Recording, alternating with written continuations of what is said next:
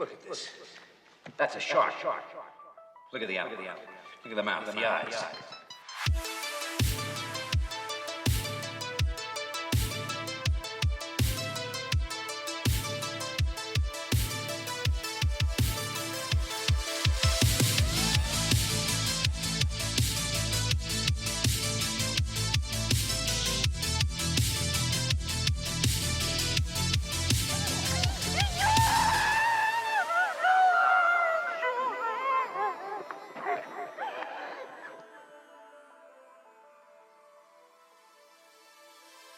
Ahoy, guys and gals, and welcome back to the Jaws cast, the podcast dedicated to discussing creature features and seafaring horror flicks and how they match up against / rip off / pay homage to the greatest creature feature / seafaring horror flick ever put to screen, Steven Spielberg's Jaws. And tonight we set sail on a voyage that will lead us to discuss a fairly unique picture, at least for around these waters, because while this flick does indeed feature sharks, it is much more of a slasher than a full-blown creature feature. I am, of course, referring to Sean Byrne's 2025 psychological horror film, Dangerous Animals. And while I may find myself slightly out of my depth, I will not be charting these waters alone, ladies and gentlemen. No, along for the ride, as always, my best pal, co-host, and first mate aboard the USS Jawscast, B-Rye. Say hello, and answer me this. Would you ever go cage diving with sharks and your old pal Johnny, who is the other host of the show, I might add, because I forgot to put that in there. But yeah, would you go? Would you say hi, and would you go cage diving with sharks? Hello.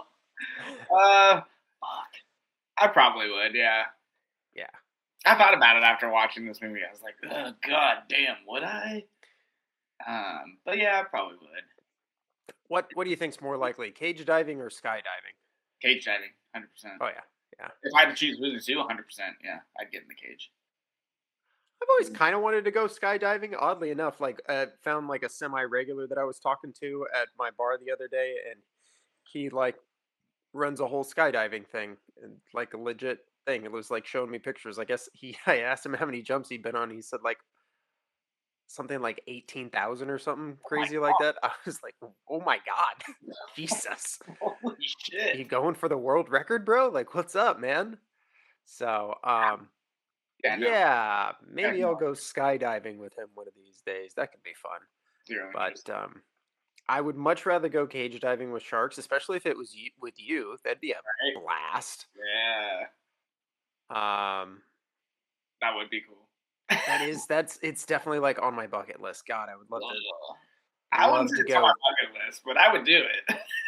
Oh, it's definitely like it's one of those things that like I'm very, very much want to do. It's just there's like 9,000 different things you have to do to get that, make that happen, basically. At least in like the way I would ideally want to do it. Like I'd love to go cage diving with great white sharks. I was gonna say, yeah, like travel wise, you really gotta. Yeah, like you'd have to like. I feel like ideally, yeah, you want to go to fucking like Australia or something like that, right? Like probably where you have the best chance of actually seeing the great white sharks. Mm-hmm.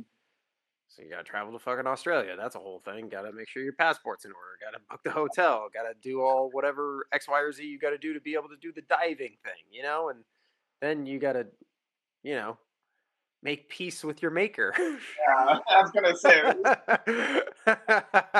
That's just, international traveling, so it's more holistic.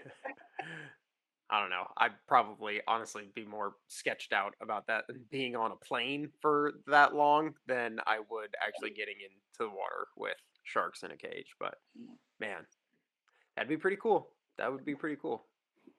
But you know what else is pretty cool? Going to the movies, talking about movies, watching movies, which is what we are going to discuss in our first section at Chief Brody's house. Yeah, baby. At Chief Brody's house, we talk about what we've been watching, reading, and what movies we are looking forward to. Just a little precursor, little teaser, if you will, of movies that we may talk about on this podcast. Maybe we'll never talk about on this podcast, except for this little section. But just a little something to wet our whistle before we jump into the main event. Brian, have you been watching any good movies or television? No. uh, Not anything like new that I can think of. I watched Ford vs Ferrari the other day. Ah, God, what a great movie! Dude, so good. What a God, great movie! damn. And my truck needs a clutch right now, so it's really a bummer because I get on the freeway and I'm like, oh, let's go. And I'm just like, oh, Let's not go. We shouldn't go. I really miss my stick shift quite a bit, actually. Right? Yeah. I feel like we both did some damage to our cars after watching that movie in theaters. Oh, for sure. But Yeah. live fast, die young. That maybe. Even if it's the cars that are dying young. Yeah. I suppose that's better than one of us. I suppose. Let's see. I just recently saw, recently as in like a couple of days ago, saw the latest Scream movie, Scream 7. Oh, right. They're on the 7th? Yes, they are. Wow. I had a guy at the bar the other day, and he asked me and was like, hey, do you watch these Scream movies? There's a new one coming out. And I was like, I don't watch them very much, but I did hear there was a new one. But he definitely had, he was mixed up with the Scream movies and the parody, like, scary movies. Yeah. He was like, no. I was like, yeah, I know they've made ones where, like, they kind of make fun of it. He was like, that's what this is. And I was like, I don't think it is, man. I think this is, like the scary version. He was like, no, they make fun of it. And I was like, I think your wires are crossed here, pal. But he was pretty. Yeah. Well, they do have a new scary movie coming out later this year, oddly enough. No, so you might have been both right. I was right, but you always think you're right. It doesn't matter if you're wrong, you still think you're right. It's a problem you have. You need therapy. Many, many years of therapy. But yeah, no, there is a new scary movie coming out. Oddly enough, Scream, the very first Scream, was originally titled Scary Movie before they changed the name. Shit. So yeah, even more confusion for you there. But yeah, saw Scream 7. And my God, it might as well have been a parody because it was bad. I love all the Scream movies, like in some way, shape, or form. Even the ones that are less than, I still find things in them that I enjoy. Like, I don't think I've ever had a bad time watching a Scream movie. And this had its moments there where I was like, okay, you can kind of say this if you do something, if you do anything. It did nothing but all the things it had done before, and it's just it was rough, man. I was driving home. I just like grabbed Celeste by the leg, and I was like, I'm sorry that movie was so bad. I really apologize.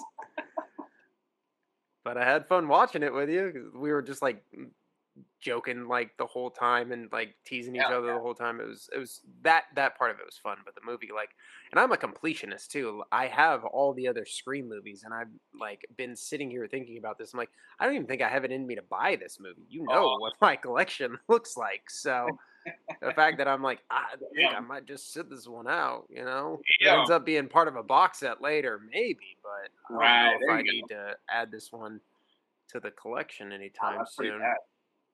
Yeah. On a better note, I think I told you last time we talked that I do every month I have like 5 movies that I make a list that I'm going to watch. Mm-hmm. And this past month I was kind of going through with the light theme of creature features. So I watched a couple of different movies, the movie we're talking about tonight being one of them. But one of the big ones that I threw on there that I had not seen that was kind of like a little bit of a black spot on my resume as a horror fan was the original 1933 King Kong. Oh, So checked that out. very good. Very, very good, man. Nice. I believe I gave it 5 stars on Letterbox. Nice. Incredibly impressed with what they were able to do effects wise in 1933 to make it look like there's a giant monkey attacking people in New That's York. pretty cool. I have not Is- seen it. Yeah, it's great. Really good. All right.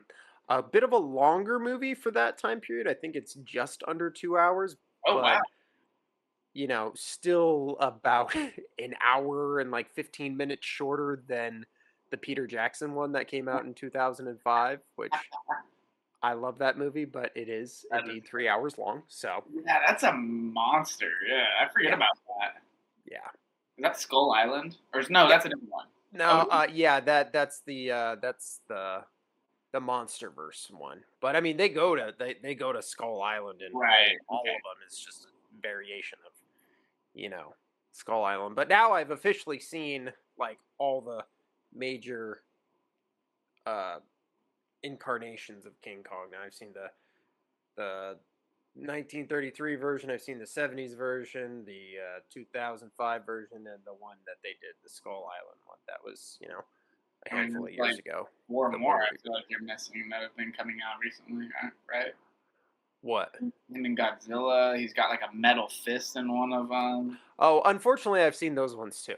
Okay, good. Right on. I think didn't you and we watched? I showed you the original King Kong Yeah, I think so. versus Godzilla. We watched that at my house. Yeah. That one's fine. It's not good by any means, even a little bit. But it's kind of like a fun movie. Right. I don't really think I had much fun with the Kong X Godzilla New Empire. Yeah, that's a whole You love name it. for a movie there. But yeah, we don't need to go Isn't there down another that one rabbit coming hole. out too? Huh? Isn't there another one coming out? I'm sure there is. Why wouldn't there be? They make lots of money. People Yeah. love seeing big ass monsters fight each other. It's They like really been do. going on since they were doing it in Japan. Start having Godzilla fight Mothra, and then I think Godzilla fought King Kong. That's a version of King Kong I haven't seen. Is like the original like Godzilla versus King Kong in Oh, that yeah. regard. Which the suits don't look great, but maybe it'll probably end up on one of my lists one of these days. In terms of like being, related to this podcast, I watched a movie called In the Heart of the Sea, which is somewhat true story about a ship that was sunk by a massive sperm whale and ended up being a big inspiration for the fictional Moby Dick. Yeah. Stars Chris Hemsworth, Cillian Murphy, Tom Oh, shit. Holland. Good cast. Pretty okay movie. I think I ended up giving it like 3 stars. All right.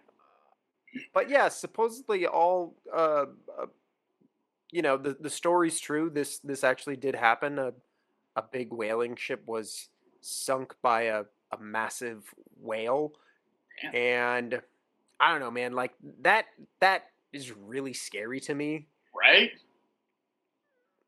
I mean, we want to talk like, aquatic horror. A whale just being so aggressive that it would sink Yeah. a ship is really kind of terrifying to me. Orcas have been doing that lately, haven't they? They've been like There was like I don't know if they were sinking anything, but they're Yeah. definitely I think it's a lot harder for animals to sink ships now that they're not made of wood. That's fair.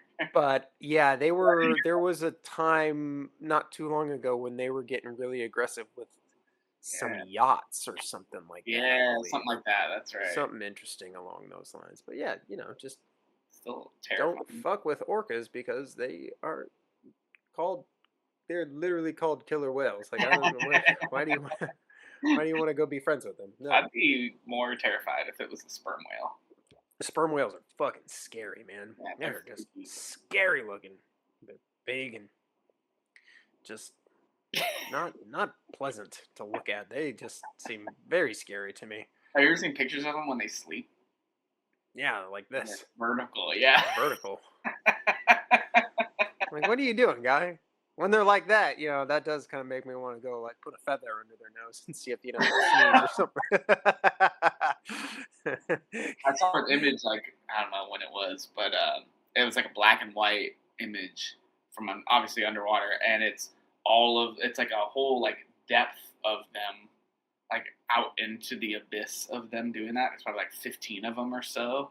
Oof. It's so freaky looking, yeah. That's scary. Which is odd because, like, they're asleep, obviously, but it's like it like looks like a minefield almost. You're like, oh my god, are they gonna wake up? Like, how do they? That'd be such a cool scene to see in a movie of, like, someone having to, Right? like, traverse that situation, like, with, Ooh, that and would they're, be all cool. the whales are, like, for whatever reason, the whales are, like, super aggressive, and you just have to Yeah. not, like, wake them up or something. It's like a level in a video game. Yeah, dude. Yeah, it's trippy though.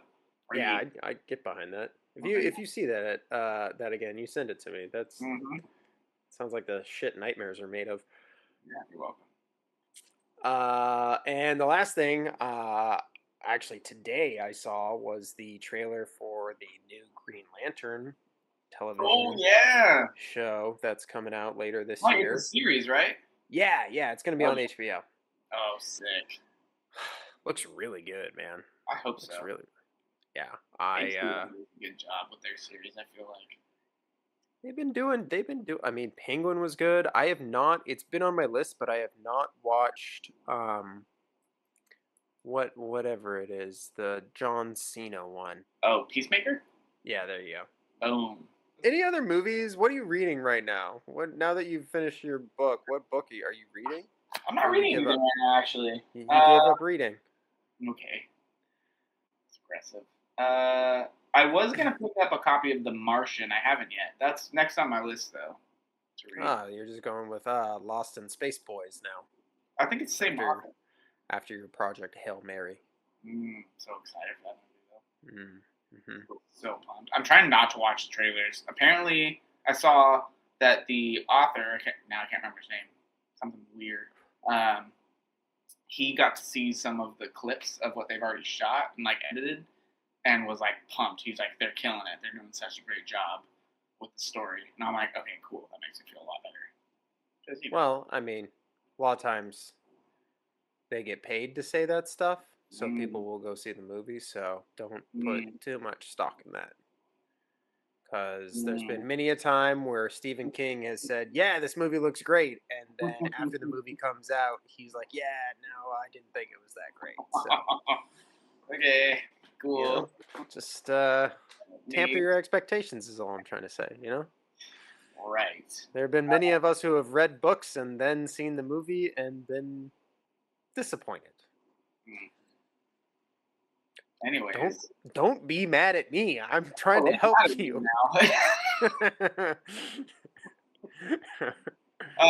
There's another movie I'm really excited about, though. It's called I Swear. Have you heard of it yet? No. It's about a guy who has Tourette's, and it's like his life story. Oh, yeah. No, I've seen the clips from that. That movie looks really good, actually. It looks really good. It came out in the UK, which is what's been pissing me off because I get clips of it all the time on Instagram. Like, pulling on the heartstrings, like gut-wrenching movie is what it looks like. But it doesn't come out in the US till April, I think. It has a big April release. But I really want to see it. It looks really good. And that guy just won an award. He beat out fucking Chalamet. He beat out Leonardo DiCaprio. He beat out Hawk. I think it was at the BAFTAs. Yeah. Which is essentially the UK's Oscars. So. Right, okay. That's kind of what I figured, too. Okay. Yeah. So, good for him. Right? Yeah, that's pretty dope.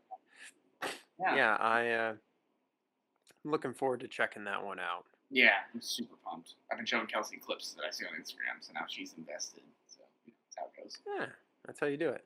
That's right, baby. Let's reel him in. Not my wife. She's just watching Korean dramas. I just heard her just like talking, just talking to herself or just talking to whoever would listen. She's downstairs watching TV before we did this. She's like, I gotta wake up at 4 a.m. to watch this BTS concert because it's live. No, you don't. You don't have to. I like that there's no one in the room when she's having these conversations. No, the thing is that there's multiple people in the room, but Oh, I'm watching television, Killian's watching his iPad, and she's just running her mouth.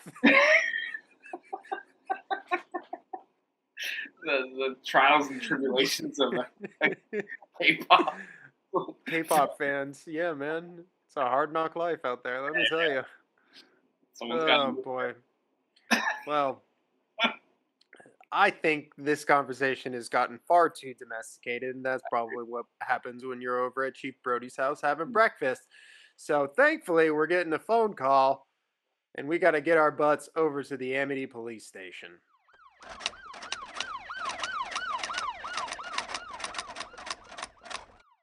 At the Amity police station, we just give a brief summary of the film and talk about how we may or may not have discovered said film. So, Dangerous Animals is a 2025 American-Australian horror film that tells the story of Zephyr, a young surfer who is kidnapped by a shark-obsessed serial killer and kept captive on his boat as he plans to watch her die by feeding her to sharks while she is still alive. It is up to Zephyr and her newfound friend to figure out how to escape before they become fish food for the ultimate predator. Now, ladies and gentlemen, that is a recap of the film, a summary of the film, if you will. Plain and simple, black and white as I can get it. But now we are going to muddy the waters a little bit because I like hearing how my boy Brian perceives things. His brain works differently than the rest of ours, to say the least. I don't like the way you said that, but and I like to hear what he comes up with when he tries to summarize feature films. So, without any further ado, we're going to hand it over to Mr. Calvert for Brian's Best Bad Breakdown. Oh, we're gonna kick your ass so much, we're gonna get tired of kicking your ass. We're gonna start kicking our own asses. There's gonna be so much ass kicking, they're gonna write a book about it. There's gonna be so much ass kicking today, they're gonna make it a national holiday. Ooh, people are gonna get so fucked up on that holiday, they're gonna get together, start making horny little ass kicking babies. There's gonna be an ass kicking extravaganza.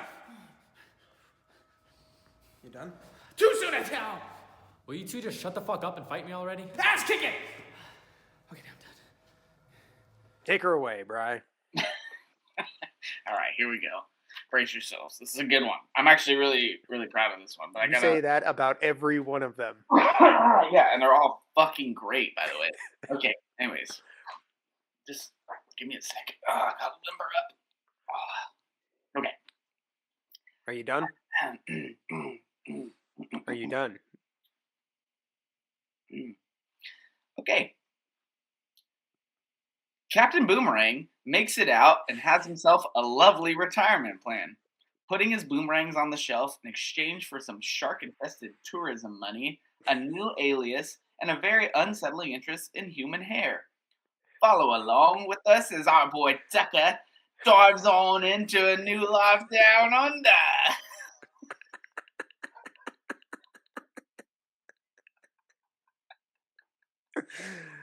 Ooh. Ooh. Do you have in your notes Australian accent? No, Like, I can't cue remember. the Australian I accent? put like a line down, so I would It was good. It was good. I like the dive on in. you My boy. Ooh. Captain Boomerang. Yeah. Remind me what that's from. Suicide Squad. Yeah, okay, yeah, no, that is what his name was in that. Okay. It's perfect. Did you watch the second Suicide Squad or just the first one? Both. No, I watched Oh, both. okay, yeah. The second one's obviously a lot. Much better. He's He's just in in it both. less. Yeah. Yeah, he is in both. He He's is just though, in. I right? think he dies pretty early on in the Yeah, second one. that's right. I was trying to remember when I was looking up because I'm like, this is him, right? I had to do like a little Google search. I'm like, oh yeah, that's our boy. Yeah. Yeah, he makes it a lot further in the first one. Yeah. By further, you mean all the way. I can't remember honestly. I'm like, did he die in that one? I can't remember. He almost dies, but he doesn't. Yeah, I don't know. I really only watched it the one time. It's not great. Yeah, Not a great movie. yeah, I feel bad for anyone who paid money to watch that. The fuck is that supposed to mean? I don't need your pity. Shut the fuck up.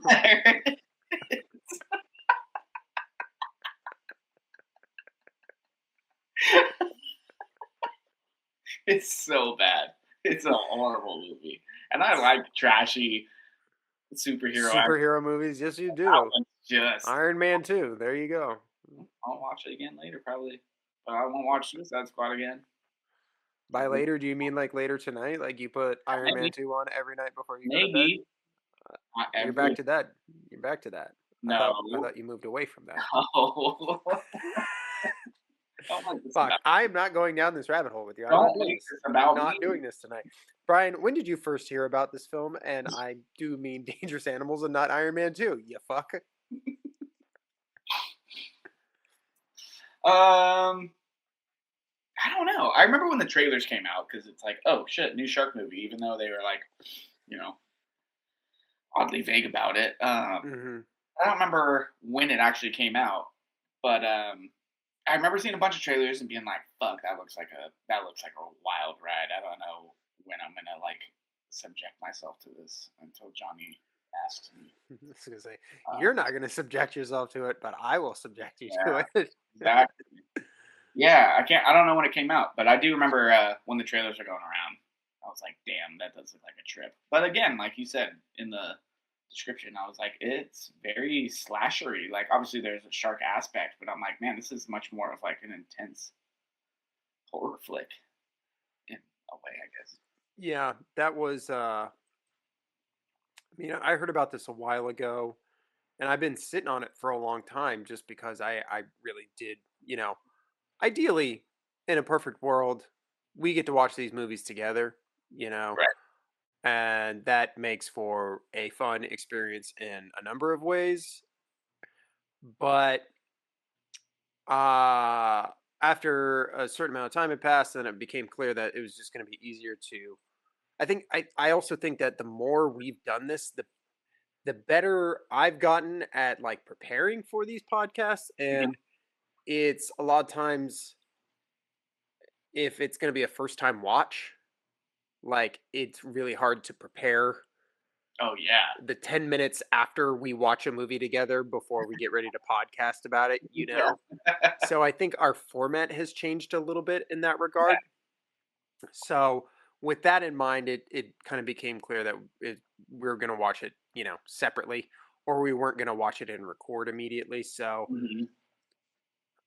but I knew this was a movie that I was going to want to discuss with you because I had heard a lot of good stuff about it. Okay. That it wasn't just another throwaway shark movie, which I feel like most of the shark movies we get today are just not good. They're not, a lot of them are just not even worth discussing.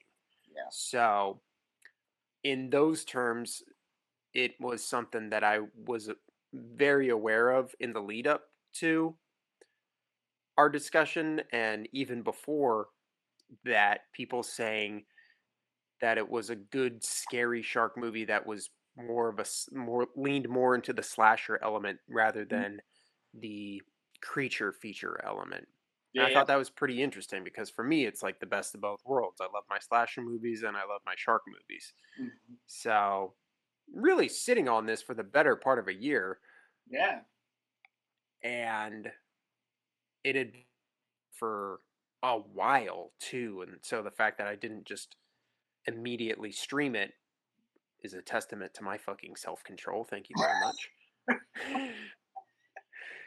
But yeah, I've been excited for this one for a while, and I don't know about you, but like initial impressions just as the movie started, I was, pun intended, hooked right away. I liked, we'll get into it a bit more, but the character of Tucker specifically is very, very charismatic.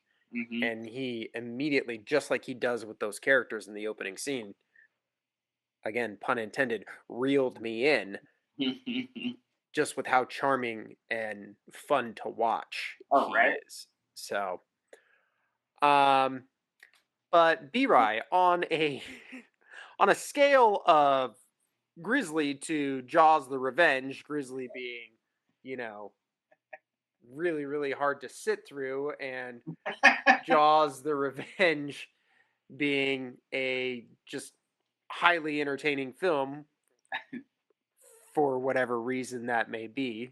And for those of you who have seen the film, you understand because it's so bad it's good. But in terms of boring to entertaining, where is this movie landing for you? Oh, What do way you up think? there. Yeah. Way up there being entertaining. Not. Yeah, yeah. But I mean, yeah, Grizzly too. I mean, there's just not. It's pretty nonstop once it gets going. I mean, you're in Mhm. it. You're in the fucking whatchamacallit, the bottom of the boat there with the girl. Yeah. And it feels like it too. Like that's the thing. Like they keep you very involved throughout. Mhm. Because like I watched it today and was just like cruising along through it.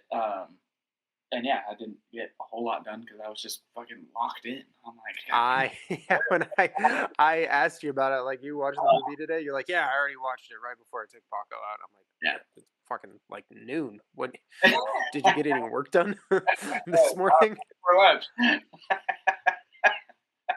Yeah, because I was just hooked. Like usually, like if I'm watching something while I'm working, like I got my computer right there and I can kind of go through some stuff and do my thing.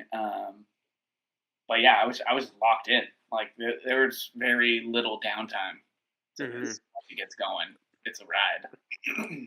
And to be fair to you, a lot of the movies that I ask you to watch for this podcast, one would almost pay to have something else to do whilst watching said film. I mean, you're getting paid to do something else, but yeah, I just think of tentacles. It's a hard one to sit through without second screening. That was wild. Yeah, a little different vibe. A little different vibe. Yeah, for sure. Well, we're gonna, try and stave off the negative vibes for a little bit because we're just heading outside of the Amity police station. It's a beautiful day out, and I figure we're on Amity Island. Might as well swing by some beautiful white sand beaches. Here on the white sand beaches of Amity Island, we talk about the good stuff, the stuff we liked in this movie. And I'm just going to come right out the gate and say it because, as far as I'm concerned, it is the best part of this movie, so there's no beating around the bush. And that is Jai Courtney. I think the man fucking kills it in this movie.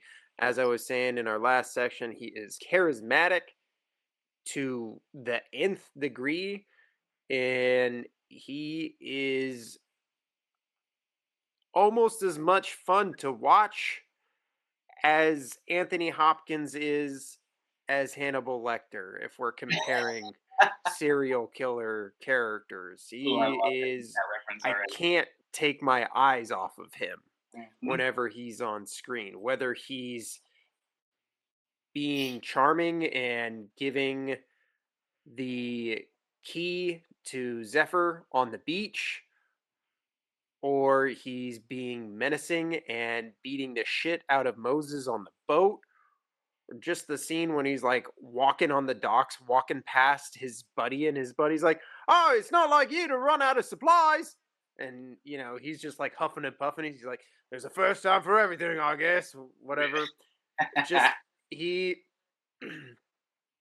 I don't know, man. Like, I'm so impressed with his performance in this. And I know a lot of other people were, because Jai Courtney kind of like hit it big years ago in Hollywood and got a lot of roles because he's a very handsome guy. But I think a lot of people had some serious doubts about his acting chops. Mm-hmm. And I'm like a little bit more forgiving, but he's also never been someone who's been like, oh yeah, he's like the best part of the movie by any means. And this is the exact opposite of that. He is the movie for me. As Oh good yeah, as everything else is about this movie, like without his performance, I don't think this movie is anywhere near as good as it is. yeah, Your thoughts? yeah. You take him out of the equation, it's just like it'd be a very like subpar shark movie, and even if in that like an even more subpar like slasher. Like Hmm. his drive through the whole thing and his like character and the way like what he brings from both ends of the spectrum, like you were saying, of just like so charismatic to so like psychotic in scenes is just wild.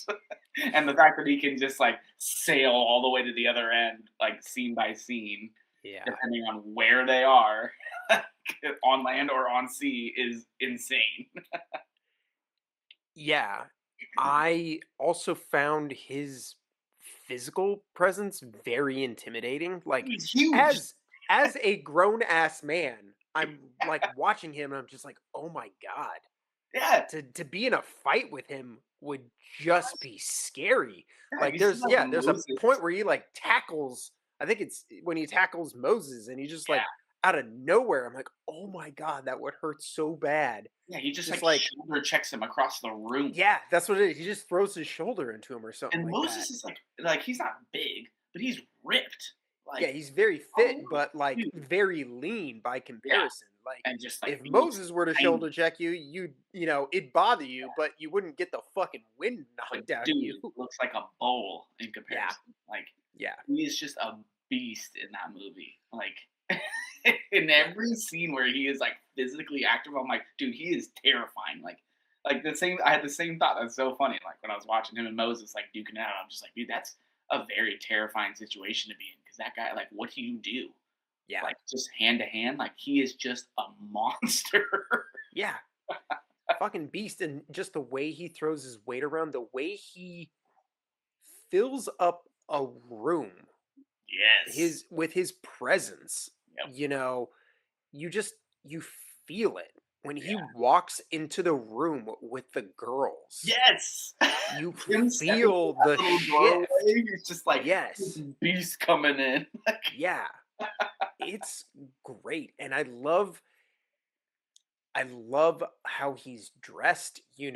the cargo shorts and Mhm. flip-flops and fucking polo shirt. Like he's very unassuming. He's Yeah. so casual that it's does something to your brain where it almost makes it more menacing because he's he's so relaxed Yeah. but still scary. Yeah. Someone that's that kind of like, laissez-faire about Dude. whatever he's doing, but still has that physical presence.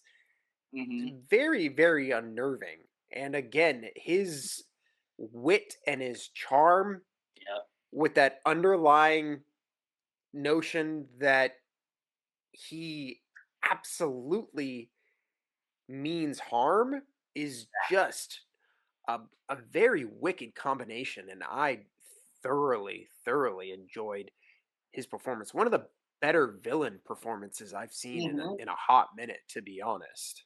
There's countless scenes that I can think of. But there were two that really stuck with me. Like obviously when she's like, "Hey, I'm just looking for a fin key," blah blah blah, and he pops up and she goes, "Jesus," and he's like, "Nope, just Tekka." Like I was like, "Oh, dude, that charisma, like that sharp wit." Yeah. Like, he's Yeah, got that locked and loaded.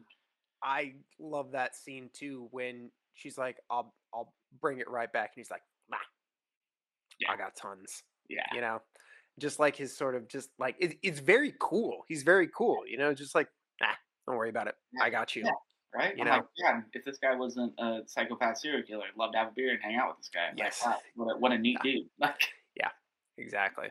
But then the other one, Again, like you were saying, when he gives them the water or whatever to like drug them, he just like, okay, I'm out of here, and like scoots across the floor, and they make a point where you hear his little like casual flippy floppies as he's going like dragging his feet across the floor, and like just hearing it, I'm just like, oh, like the calmness and like what he is doing to people is just crazy. The way they put that in there.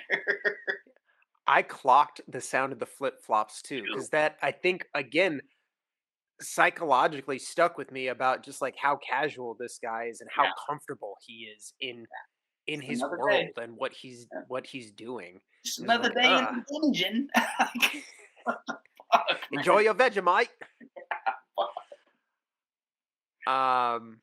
And we obviously have to talk about the dance scene because that is just God, what a great scene. And talk about an actor just giving themselves over to the performance.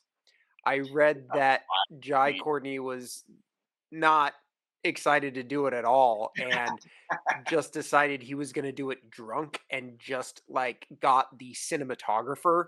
I think it was probably the director was probably there too, but I think he just kind of got the bare necessities of who needed to be there, Oh got wow! super drunk and just went for it.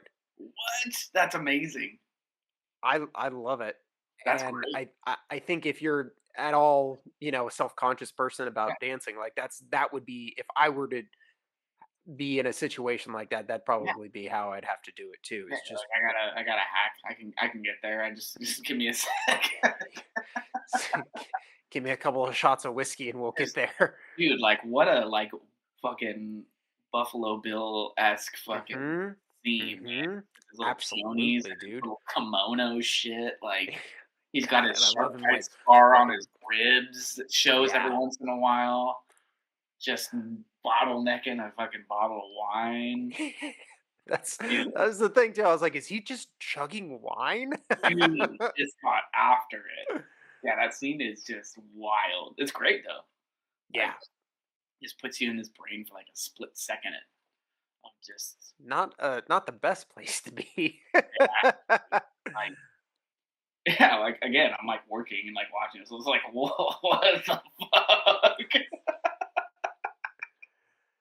That was one of the things that I knew about beforehand going into it, that there was like he had a dance scene and that it was Yeah, kind of everyone was saying that it was kind of like an awesome moment. So yeah, but good comp with the Buffalo Bill thing. That's yeah. That's exactly where my 1000% head on went. I point. was just like, bro, like, oh Yeah, fuck, what a trip. Because yeah, like 100%. I hadn't seen the trailers. I mean, came out what like a year ago or change or something, 2025, whatever. It's been a while since I had seen anything about it. So I had like Yeah.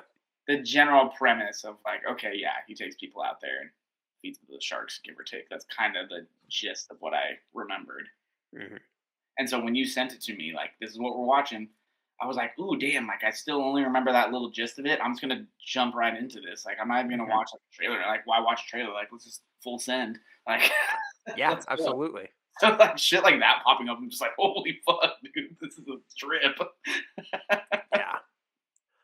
I agree. I think I probably saw a trailer when it first came out, and then I tried really, really hard to stay away. I didn't because this is a movie I was excited about, and the longer time went on, the more likely it was to have something spoiled. But Yep. thankfully, I really didn't have too much spoiled. I saw a couple of clips, like the Mhm. big one that would pop up on my feed just a lot, just through advertisement and whatnot, was like, "Oh, how romantic!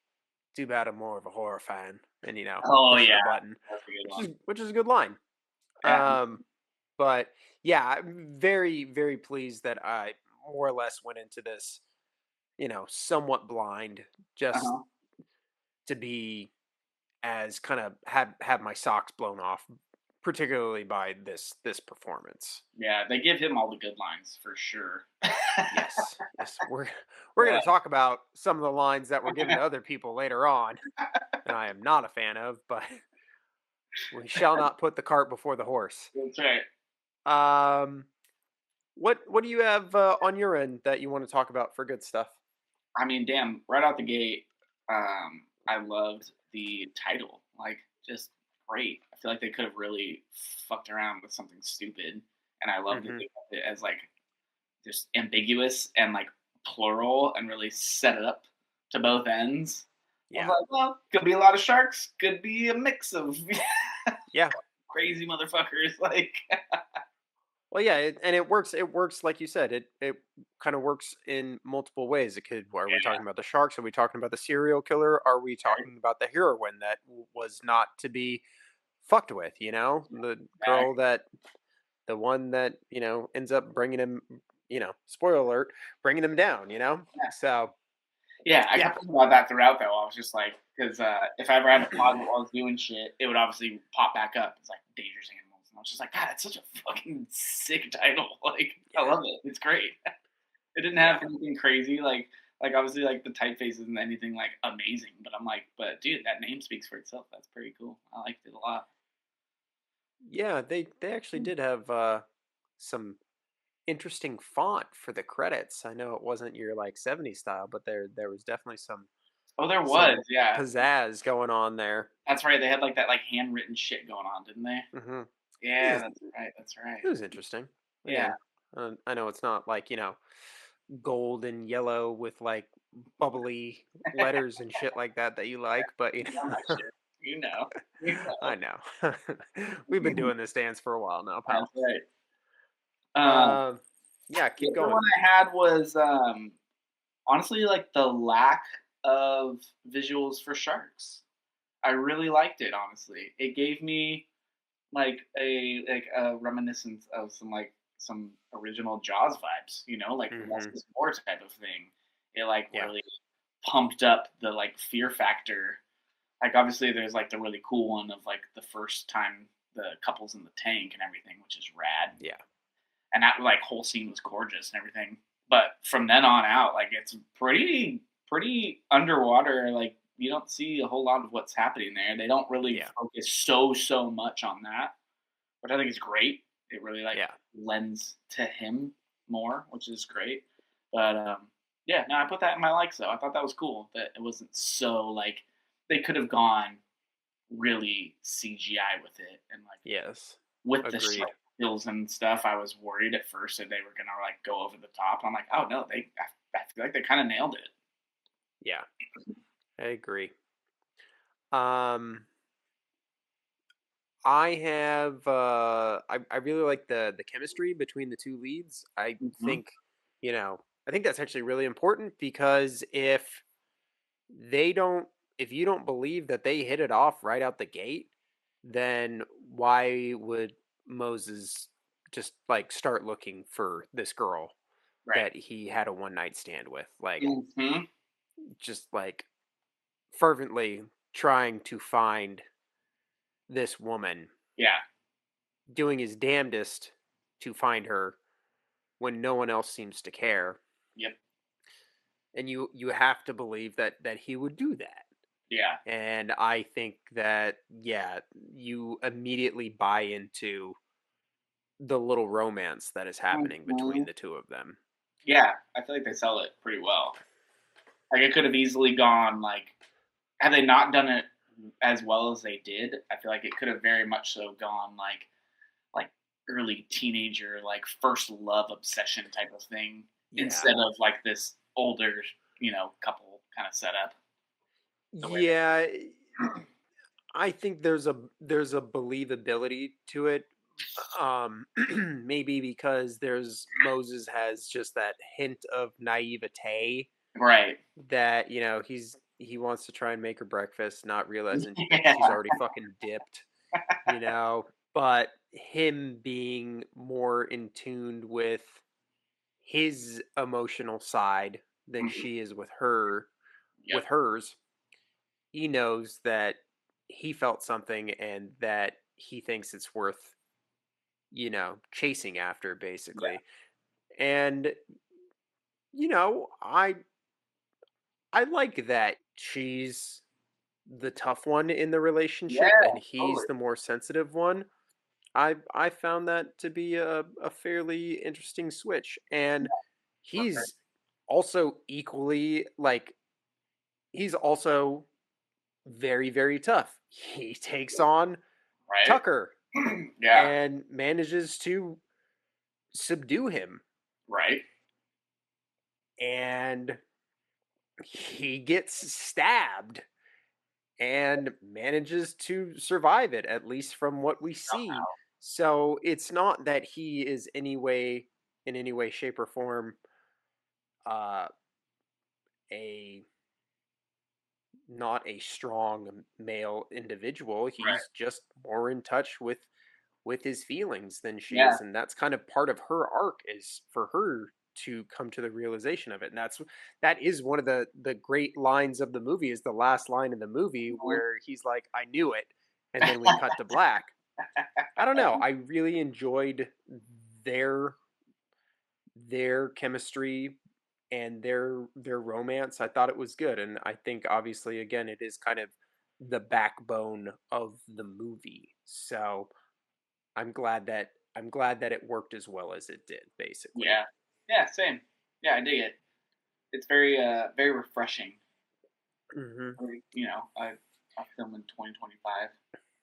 Yeah, and it's great because there's not a damsel in distress sort of situation. It is a guy trying to save a girl while the girl's trying to save herself, and Yep. dare I say, they end up saving each other.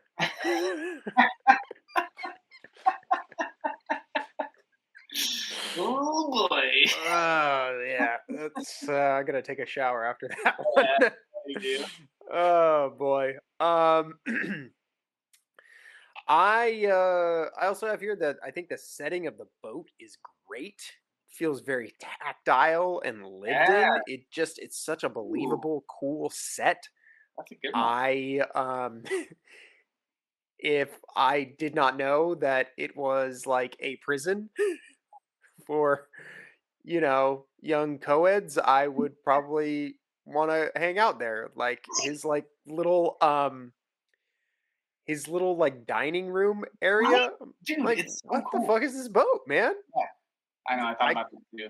I'm glad you brought that up because I didn't put it down there, but that's a good point. Yeah. yeah. I thought the same thing. I'm like, dude, because when the first scene when he's like having dinner or whatever, and like Mhm. going down there, I'm like, where is he? Aren't they out at sea?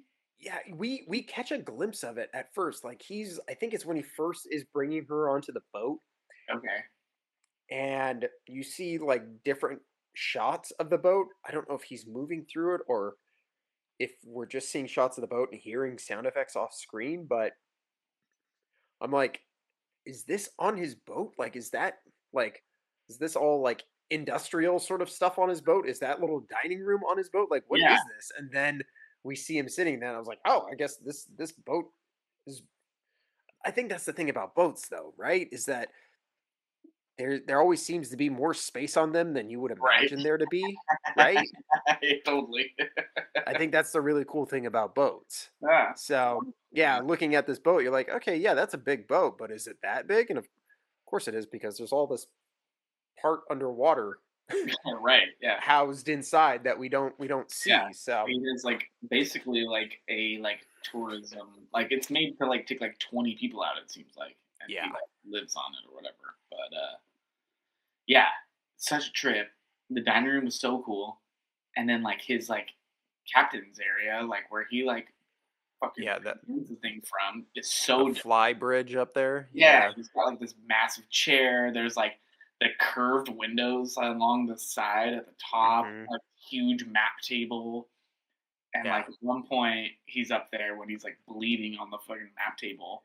But they have like this low down shot from underneath up at him, and you can see all the like cool windows and stuff. I'm like, God, if it wasn't just like a floating prison, this boat is so dope. Yeah. So Yeah. cool.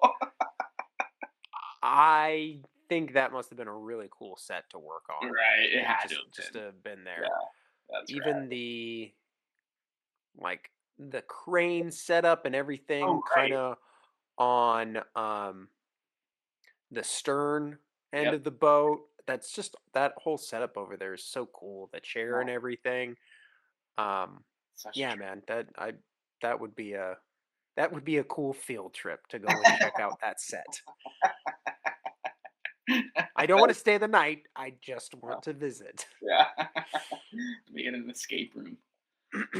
Oh, that would be cool. That'd be a fucking Dangerous dude. Animals escape room. Dude, dope. Dude. Dude, it's there. There's the idea. Let's go. Come on. There's money to be made there. And then you just dump you do the cage diving afterwards. It's like the 1-2 punch. Oh, there you go. Oh, we are making bank off of this idea, man. Genius. Right. So What else you got? Do you have anything else specific that you want to talk about? I had one more, and it was the realism of the fight scenes. Honestly, I was very pleasantly surprised that someone gets hit in the face with like a cast iron frying pan and just drops like a sack of potatoes, like a big dude too.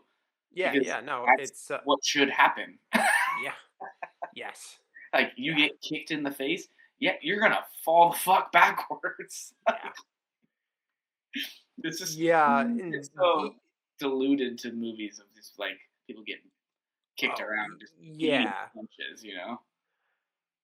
that is a thing that I think even in stuff that we have filmed in the past, I tried to lean into. Yeah, it fucking hurts to Right. get punched in the face, to get punched in the ribs. Yep. I think we stretched it a little bit when you got hit with a weight in the face like multiple times, but Yeah, we let that one ride for a bit. but yeah, it fucking hurts to get hit, to get punched, and there are real like consequences to those sorts of hits. And there's a lot of those scenes in this movie, and so I was surprised enough that I made a note about it. I'm like, oh man, okay, cool. Like this, like, I mean, she's not like a tiny chick; she's fit, obviously. Mhm. But, like, just kicks him right in the face, and he just flies off that ladder, just like, oh, Yeah, like, dude. that's an accurate response to getting kicked in the face. Yeah, dude. Flat right to the nose, like absolutely. And I can tell you, as somebody who's just under 200 pounds, like I'm not a small individual. And when I'm practicing jujitsu with people that I feel like I should just have my weight against them, Mhm. that should be enough. Like, it's surprising how strong people who are significantly smaller than you can actually be. Like, how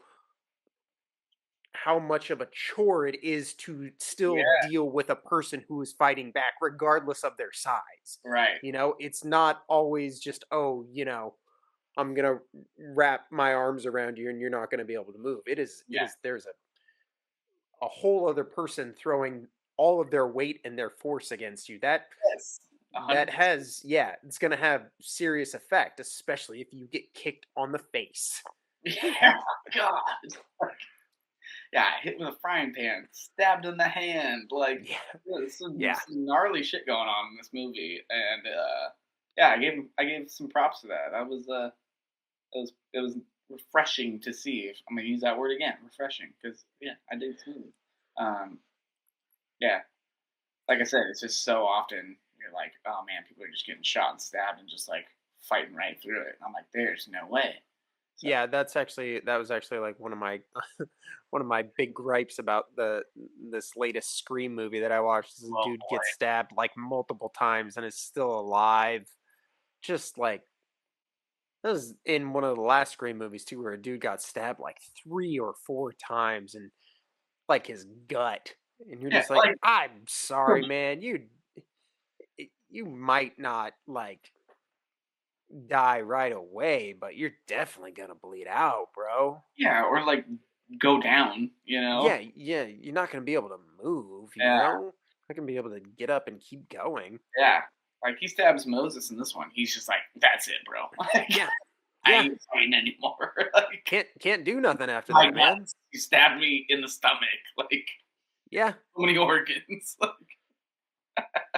Yeah, I think that's how just about any one of us would be if you got shivved Yeah, there's the only in the one that gut. caught me off guard was her getting out of her handcuffs.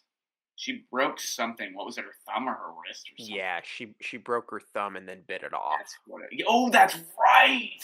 Yeah. That's Yeah. crazy. That's Yeah. fucking yeah. That one was a little wild. That was the Yeah. most wild one though.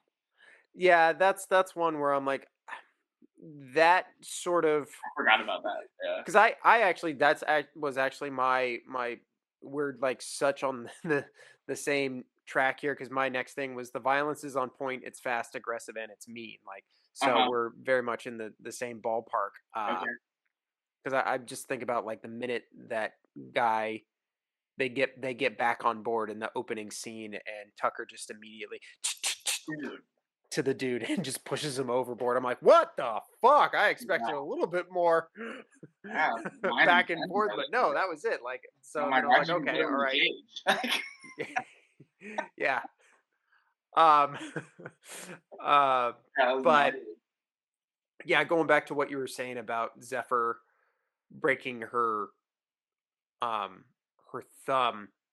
I had an accident in in jujitsu a couple of months back where I think there's a really good chance like I might have broken something in or around my thumb. I don't know Oh, for sure, but because I didn't go see a doctor because I everything could still move fine, so I was good. like I should be okay. Oh, But it was just it felt a little funky afterwards, and just the way my body reacted mm-hmm. was just like it was like I was kind of shaking and just like my nerves were really high. Yeah. And so that Oh, particular yeah. scene when she breaks her thumb, I'm like, I think it would take an extraordinary amount of effort to actually do that harm to your body that I Do to just don't yourself. Yeah. yeah, that I just don't see her on her and then the fact that she's able to just like sit there like Yeah. hide it all calm like dude you would be There's a shaking lot like of a factors. motherfucker if you had just broke your own bone like that would Yeah. Like, so I've broken my thumb before. I snapped it in half, oh and I didn't do it to myself. Not, I mean, I did, but I didn't do it on purpose. yeah Um, but I don't think I would have been able to do it on purpose. Granted, I'm not a prisoner. I don't think my life is at risk. Maybe I'd be able to if it was life or death, maybe. But it hurts so bad, and then to be able to just like split seconds after, just be like, I'm good. bite it off Let's talk. I'm just angry. I'm fine. Like, yeah dude, yeah like I yeah broke mine because I crashed a bike, and then I still had to ride the bike home, which was horrible. yeah Awful experience. So I can't imagine that. Yeah, I don't know though. Life or death situations, you never know. The adrenaline's just through the roof, and then yeah someone walks in. Your captor walks in, like the adrenaline's just even more. Just like, yeah play it cool. that's fair it's one of Right. those And then off though, Jesus Christ, yeah that was gnarly. yeah dude that's on a whole nother level Yeah, again like was it'd wild. have to I think of what I think in my mind that should look like is have you ever seen Saw? Yeah. You know the part where he goes to cut off his foot and how like the manic state that he is in, Yes. like it would have to be that. You would have to be so fucking hyped up. You Just couldn't out of like his she's too mind. calm, when she's Yeah. doing it. It's Yeah. just too like I'm just gonna kind of all right, Yeah. It's like a one. now I'm just Here gonna we go. like you have to be like Yeah. sort Yeah. of thing, You're like right. it really I think you really have to work up. But Yeah, I think Saw is anyways, much more accurate. Of just like, yeah, like you said, you'd have to get yourself out of your fucking mind to do something like that to your body because it hurts so bad. yeah, it really Ugh. really does. Anyways, there we go, putting the cart before the horse again. Still in the good, ladies and gentlemen, we are still talking about the things we liked about this movie. I promise we are. I love how every time one of our heroes has a success, it is immediately undercut by a failure or God another damn. obstacle. It So lends true. itself to like very suspenseful storytelling that keeps you like engaged and Yes. keeps the pace on point. Like that's what Damn, keeps good the story call. moving, you Good know? call. Yeah. It is. It's like every time Zephyr has a break, there's something immediately that goes wrong It's so afterwards. fast. Yeah.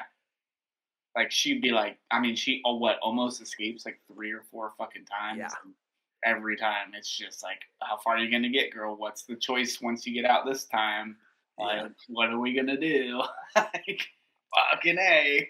Yeah, Go it's like faster. by the end when she's like jumping into the water and she's like bleeding from her hand and everything, and you're just like, are you even gonna be able to swim? And I think that's the time she makes it to the island, Oh, that's and she's right. so fucking close, dude. She's so fucking close, and he gets out and tackles her, and I'm just like, damn. I Like know. I was. it was bordering it's bordering on parody at that point because It you're was like, how many close. times is this girl gonna fucking escape and get captured again, you know? But Because that one was wild, yeah. I mean, yeah. they all were, but that one was like, that one had me where I was like, okay, something might actually happen. Like someone else might see it, and he's gonna have to like kill someone else Yeah. now. That's where my head was going. I'm like, some drunk person's gonna be out pissing on the beach and see this, and then he's gonna kill them, put them in the boat, and then they'll go. I actually think that would have been good. That could have added to like, the kill count a little Yeah, bit, which true. Yeah, you know. it was a lower Hey, kill count than I expected, but Brian, you are churning out fucking ideas tonight, man. Let's go. Let's keep this going. but yeah, that's where my head went with that one. I was just like, there's no way she got so close. Like there has to be something else had to have happened. And I thought there was going to, but I mean, regardless, she's still Yeah. got captured. I'm like, and there they go, back out to the boat. I'm like, son of a- here we go. My God, my blood pressure. I'm like freaking working. I'm just like watching it. It's like, oh God, oh, what's gonna happen? What's gonna happen? Someone's got to hear this, right? They just jam into their music. It's like some wedding or something over there. Yeah, that's exactly what I was thinking. That Yeah, one, hey, like, and then that's the sign of a good movie is that it holds your focus, you know? So, the last thing I have, and this is like one of my favorite parts of this movie, was like the whole time you're watching, you're just assuming that, all kinds of sharks are out there.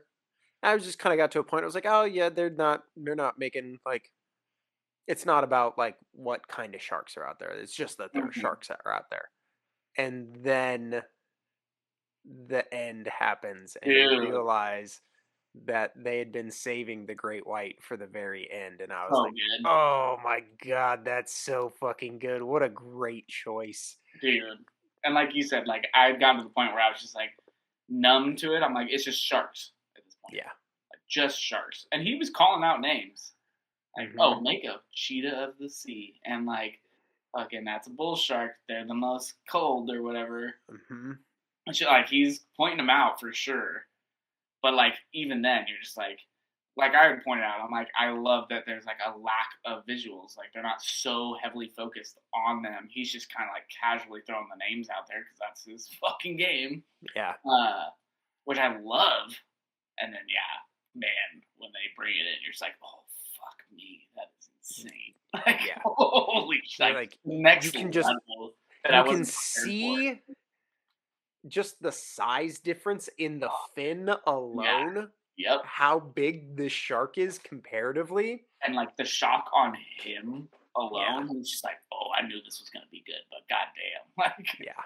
Yeah. oh god, yeah, it was not. That was one thing I was not like even mentally prepared for a little bit. Like it was Yeah. so far removed by that point of the movie that I was so focused on other things that when that showed up, I was like, oh, Yeah. nice. I thought that was great. I was in the Yeah, same state of mind. Like I think earlier on in the film, I'm like, all right, cool. When's there going to be a great white? Obviously, they're in Australia. And then by the end of the movie, I just wasn't even thinking about it. It's just yep, the threat of being put into the water. After we see what happens to the first girl that goes Oh, in, you're just like, it doesn't fucking matter, yeah. what's in there. It's just gonna eat her. And then yeah, uh, there's just like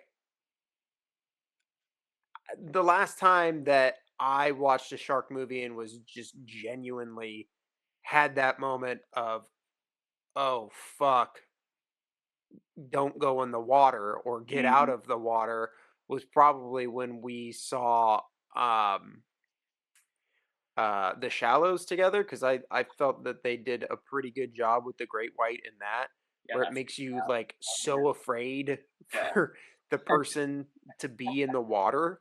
Yeah, to like touch the water Uh-huh. at any depth. Like, Yeah, I was really, I thought they just did such a great job making you afraid of the great white in that little bit of time there. yeah, yeah. And then she goes underwater, she kind of manages to keep her calm, and then you see this kind of incredible shot of Dude, her in the water with the shark, and you just see how big that fucking shark is, and it's just insane. terrifying. Fucking crazy. Yeah, those Yeah. scenes are really cool though. They did a really good job with that. Yeah. Like as soon as she sees it and it coming directly at her, it's such a wild shot because it's Yeah. nighttime too, and they shot it really cool. That was one of the other things that I really liked, is that there is a couple of daytime sequences Mm-hmm. involving the sharks, but the kind of the big ones are at nighttime, and that's just Yeah, scary, man. It's just scarier the dark water. less you can see. Yeah, dark water, dude. Not, Yeah. not, not into it. No, me I neither. love You like, used to go surfing at night, you crazy son of a bitch. yeah, I put those days way behind me. Long before this podcast started. And I would never again. certainly hope so. But even I love that, like, when he does want to, like, kill Moses during the daytime, he was like, we're putting on a matinee today. It's great. Yeah. He's like, fuck. He was too calm. Shark's food. Let me just stab you instead. I mean, that was like what I was thinking. Like in those moments, I was like, "You dude, just like fucking sit still." Like it's Yes. And not like yeah, ideal by any means, but that is gonna be your best bet, is to yeah, not move around. yeah, you can't thrash around like that. Like when Heather goes in, I'm just like, girl, you got to tell her to chill out. But they're both just in such like a state of shock and Fucking panic. state, Like, I'm like, yeah. that ain't happening. That's why I was surprised again that like when he goes in, she's like, "Don't move," and I was like, "Oh, she's learning." Yeah. This ain't her first rodeo. Nope. Character growth, baby. Yeah, right. Learn from your Yeah. mistakes. Yeah. Speaking of mistakes, our boy Ben Gardner might have had a one-on-one run-in with a monster great white shark, and we're gonna go see about that because they just found his boat.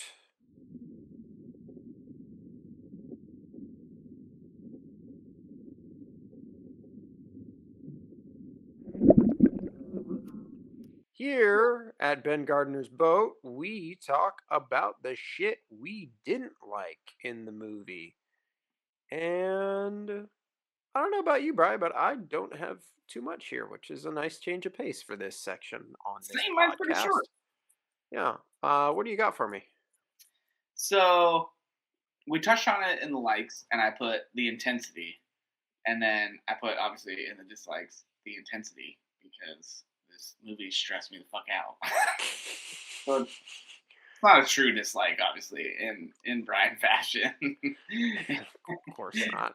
It's a dislike because the movie did such a good job that it made me uncomfortable, and I didn't like it.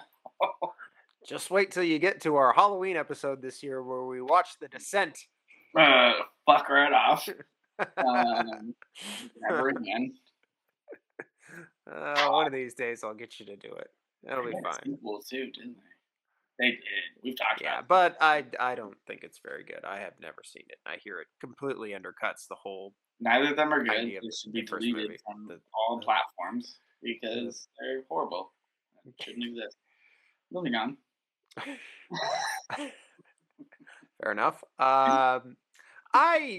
There's a little bit of rough CGI. Thankfully, there's not a lot of CGI in this movie. I just think that a little bit of what I do see is just, and I don't know. I was rewatching some scenes today, and I feel like some of the stuff I saw today that bothered me when I watched it a couple of nights ago didn't bother me as much. Like the day, excuse me, the sequence during the day with Moses, I felt that some of the sharks under the water like just Oh looked yeah, really CG to me. yeah. And then I was watching it today, like I was watching it on my phone today while I was taking my notes, and I was like, I don't know, maybe it doesn't look as bad as I thought it did, but maybe it's because I'm watching it on my phone before I was watching it on a big screen. So, Mm, little and then kind of the last really big shot, which is a cool shot, but still kind of looked a little funky to me, was when the Great White takes Tucker and yeah, he's kind of, you pretty know, clunky. composited in on Yeah, that. Doesn't quite work for me. I was bummed. Yeah. Yeah, that Thought was could have been a lot. It could have been a lot cooler for such an epic scene. yeah. Yeah. I thought for sure we were I gonna. liked that it did the breach. Like I really Oh liked yeah, that that's what they went for. Thought yeah, that was super true. cool. But yeah, his sort of just like Yeah, sort of the like reach, like like upper torso of his body. I was like, dude, fuck, I could have done that shit on my phone. right.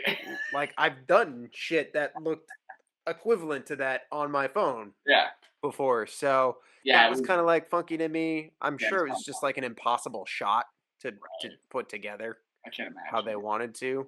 But yeah, I was kind of bummed out by that one. Um uh Nobody ever double taps in this movie, which really bothers me. Like, yeah, Zephyr hits Tucker with a fucking cast iron frying pan and then immediately runs off. He goes down like a ton of bricks, bitch. Bash Right. his fucking head in. Yeah, like There's a end couple it. of times where I'm like, dude, fucking hit him again. And I mean, Yeah, again, this is fucking slasher 101. You don't double tap because the plot has to fucking plot. It's the same reason mhm. why Laurie drops the knife in Halloween, Michael Myers has to get back up to start keep killing bitches. So, Always we have a you know, Scream 7. but it's just it's a very frustrating thing. Yes. That is something that they actually talk about in Scream 7 quite a bit actually, Oh, is that you have to like shoot them in the head, but it's because they talked about it in previous movies. So, it's there. They're actually trying to get people to double tap, but I had one that was similar on that note, and mine was dumbass survival instincts. But it's the same. It's a slasher movie. That's what you pay for. yeah. Yeah. Girl, what are we doing? People were all intelligent. Now, granted, Zephyr is like a fucking badass to Hmm. the nth degree in many a way, more so than most final girls that we see. She is very strong-willed and very smart and very aggressive. But yeah, girl, just fucking finish the job is all I'm saying. Right? Yeah, there's a couple scenes too. I'm like, ooh, that, and like, yeah, it's just like her escape scenes. I'm like, we've done this a couple times. What are we gonna Yeah. do? How are we gonna learn from this? Yeah. Yeah. Why you turn your back to the door? Why are you fucking Yep. Yeah. going for a flare? You're just gonna go out on the railing and start screaming into the darkness. Like, Yeah. what are we doing? He ain't dead. Like, Uh-uh. you didn't lock him up. Like, Again, plot's got a plot, yeah, so exactly. Oh people my got to God. do dumb shit. That's what I always used to say in my Friend. reviews. Yeah. Stupid horror movie people doing stupid horror movie people things. And speaking of stupid shit, ooby dooby motherfucker. No. I was so bummed. I did not like that at I all. was so bummed. I was just like, oh God. Like maybe if there had been if Tucker had been listening to Ooby Dooby, Right. that would have Thank you. worked. But I'm like, that was It was to playing. Moses, yo. Like that's all. Like fucking Yeah. Tucker doesn't know what the He's fuck like, you're bitch, going on what? about And there. then he gets harpooned. Like, Wouldn't that have been funny? He's just like, huh? Ah. dude would sailing back into the water, just like, what the fuck did you say? Ooby Dooby? He's floating in the water. What did you mean by Ooby Dooby? Is that fucking shitty Creedence song? Boom. God. Yeah. No, that really pissed me off. I was really bummed. I was like, especially for how much of a badass she is in most of the movie. I'm just like, yeah, what? it's just like that's just a bad line. I'm like, they gang. push her on her, and I'm like, here we go. What's the line? You got the gun in your hand. This is the scene. And I was just like, Dude, I would have I might have actually fucking clapped had they just fucking done it and she went, smile, you son of a bitch. Like I would have been like, you know what? It's been a while. It's been 50 years. You guys can use that one now. Come on, let's go. That would have been good. Yeah. I probably would have been on the fence initially, but I could have been won over. I think hindsight is 2020 and Ooby Dooby motherfucker. Especially, I was watching an interview with the director today, and he was talking about how he took a lot of inspiration from like 80s action flicks, and Die Hard came up, and he was like, well, we kind of had our own yippee-ki-yay motherfucker with the Ooby Dooby, and I was like, I don't think that you should. I would not even compare those two, sir. You're doing yourself an even bigger disservice by mentioning that. You're making it worse. Yep. Yeah. Eesh. Oh God. Yeah. Yeah. Oh, I hate it even more now. Mm-hmm. I hate it so much more now that I know that that's what the director said. It's really bad because I have it in my notes, and every time I keep on looking, I have it in like all caps, Ooby Dooby, and I just keep on seeing Scooby Dooby. Yeah. Scooby Dooby. Yeah, I just wrote Where are you? last ending line. Yeah. That's smart. You did the right thing. So you don't have to be angry every time you look at your notes. Ooby Dooby. Mm. Is that it? Ooby Dooby? Do you have any other bad stuff, or can we get the fuck out of this section? Oh, I do. I was initially pissed off that the shark fully just ignored her and just swam right by. It bothered me. The Great White? Yeah. Oh, yeah. Is like actively bleeding, and Yeah. it's coming right at her, and then it's just like, nah. You know what? No, we're the same.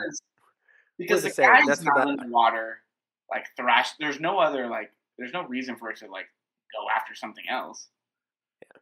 So there's also not necessarily a reason for it to go after her. I mean, true. That's the only kicker. I was just like, I mean, she's not thrashing around. Like, it doesn't exactly know where the blood's coming from. Shit's all over the place at this point. Yeah.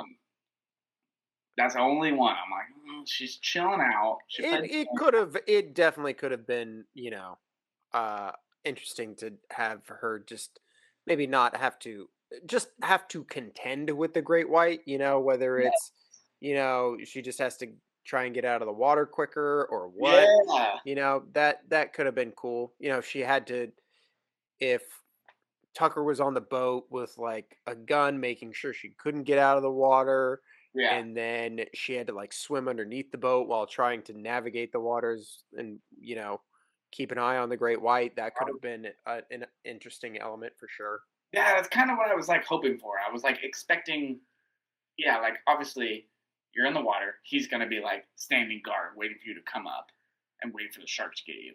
So you got to like kind of hide to get out. So I kind of expected like when she started swimming, I'm like, oh, she's got to go like hide under the boat or something. Mm-hmm. And like play that angle. Yeah. So yeah, I don't know. It's just odd that could have been cool. That could have been cool whatever, for sure. It wasn't terrible, but yeah, it was just an interesting way to go about it, especially with like the eye contact. Yeah, no, that's why I'm like, oh yeah, we're the same. I see you. And then like see you. scar. Yeah. We're both foster children. It's cool. I get you, girl. Yeah. Yeah. So that made Beauty and the Beast, baby. What more can we say? All right. Well, I'm done towing Ben Gardner's boat. I don't want to Okay. be out on this ocean anymore. I think it's time we had some dinner at the Brodies. How was your day?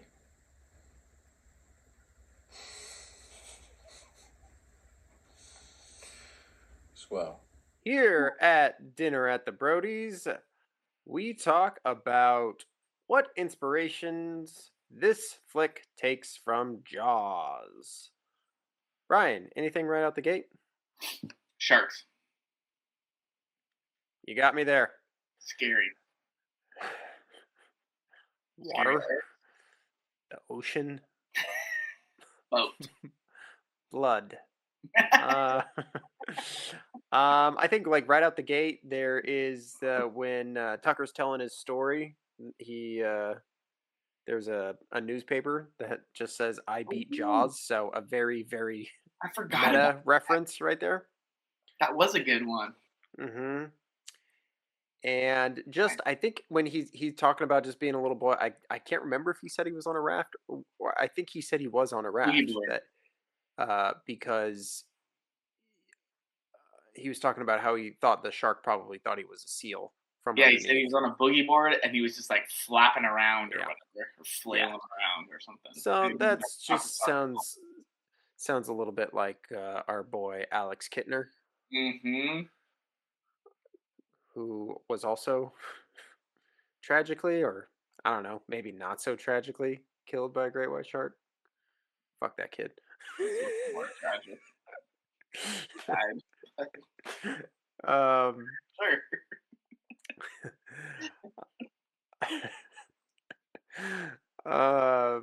And obviously, kind of what we discussed earlier, the lack of shark, basically, that you see. You Yeah. just kind of know that they're there, Yes. and then waiting until the very end to reveal specifically the great white shark. Yeah, I think that was a big kicker for me. 'Cause Yeah. on that point was like, I thought it was really cool how it already wasn't so shark focused. I mean, obviously that's what he's doing, Yeah. but visually, yeah, that was really cool that they're just kind of only surface level. Yeah, Mhm. adds to the dread, you know. Indeed. Indeed. Which Jaws obviously made famous Just for massive. reasons outside of their control while they were making the film. Right. And then this is probably the biggest, most absolutely direct reference. I'm not sure if you caught this. Did you watch the credits by any chance? The intro credits? No, the end credits. No. Oh, fuck. What I Because missed? you did not see what Tucker's first name is by any chance, did you? No. It's Bruce. Oh, no shit. That's Yeah. great. Yeah, I saw that. Like as the credits rolled, I was like, "Fuck, that's badass right there." That's awesome. You wait until the credits roll to just like play your hand of your Jaws reference. I was like, "That's fucking badass right there, That's man."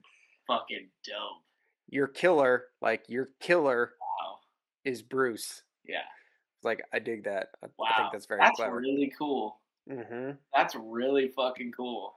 Yeah. What a sick little like homage. Yeah. Nice little That's Easter egg badass. right there. Like after the movie's already over, I was like, dude, that's Yeah. classy, man. That's smart. Yeah, that's really fucking cool. Mm-hmm. Damn, somebody was like, I've got an idea. Mm-hmm. Yeah. Yeah. And everyone was like, fuck. Dude. That's really cool. Damn, I'm bummed I missed that, but that's fucking kick ass. I love that. Wow. Mm-hmm. I dig shit like that. Yeah. It's great. It made me very happy when I saw that. Mm-hmm. Oi. All right. Well, I'm feeling nice and full after just rolling on into the the Brodies and asking if anybody was eating their food. Nobody said not to, so I just started eating their food. Um, Now I think it's time for a drink. We're really gonna get this party started, so it's time to head on down to the Amity Bar.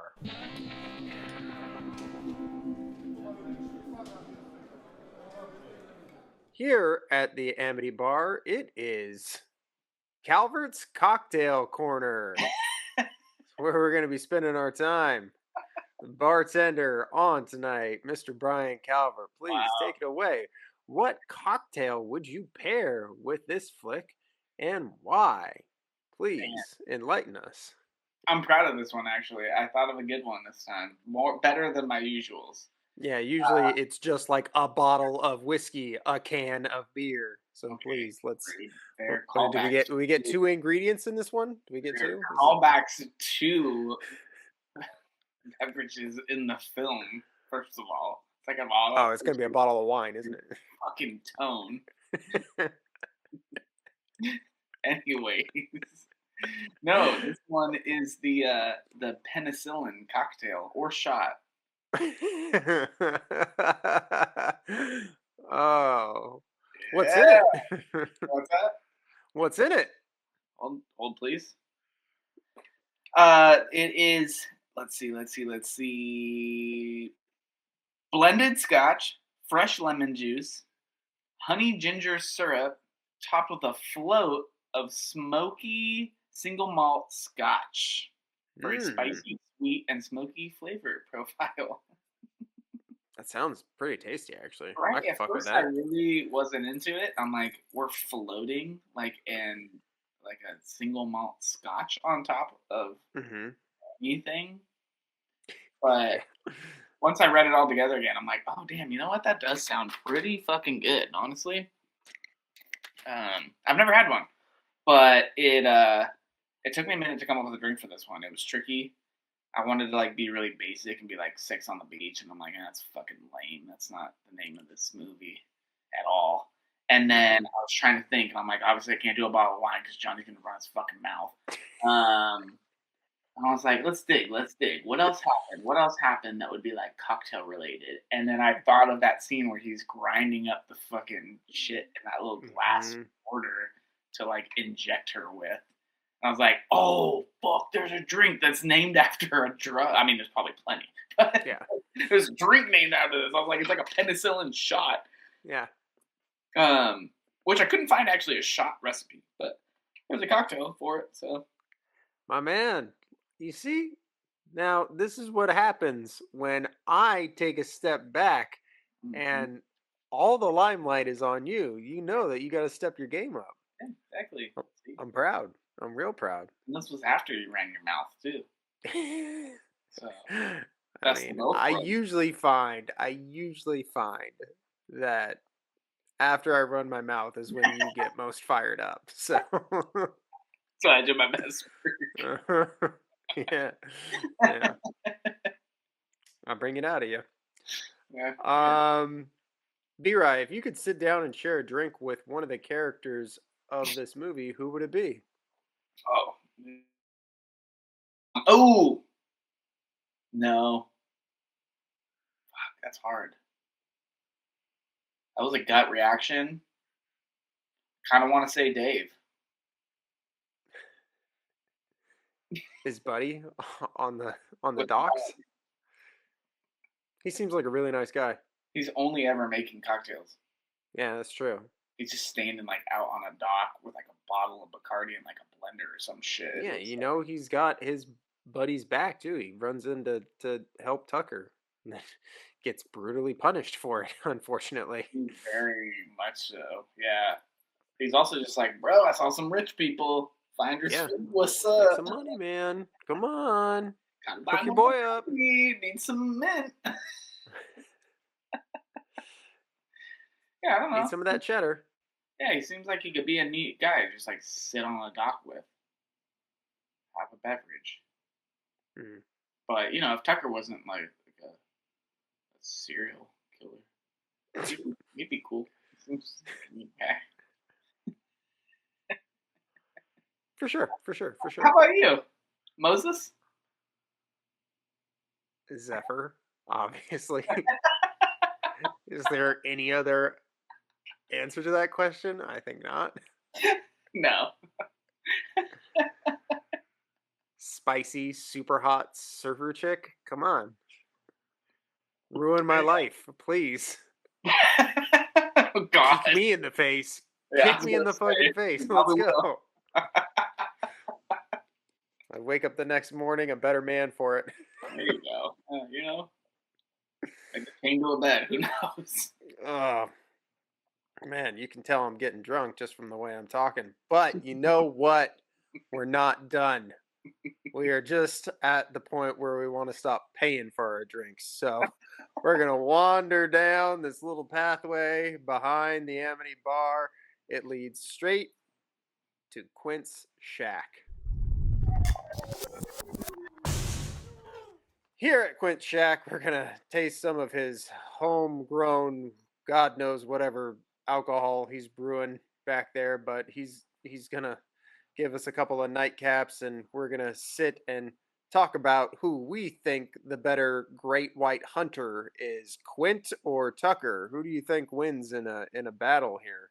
Because these are two very, very capable gentlemen, and I'd be interested to see who comes out on top in a duel of, who knows, catching sharks, catching people, killing sharks, killing people.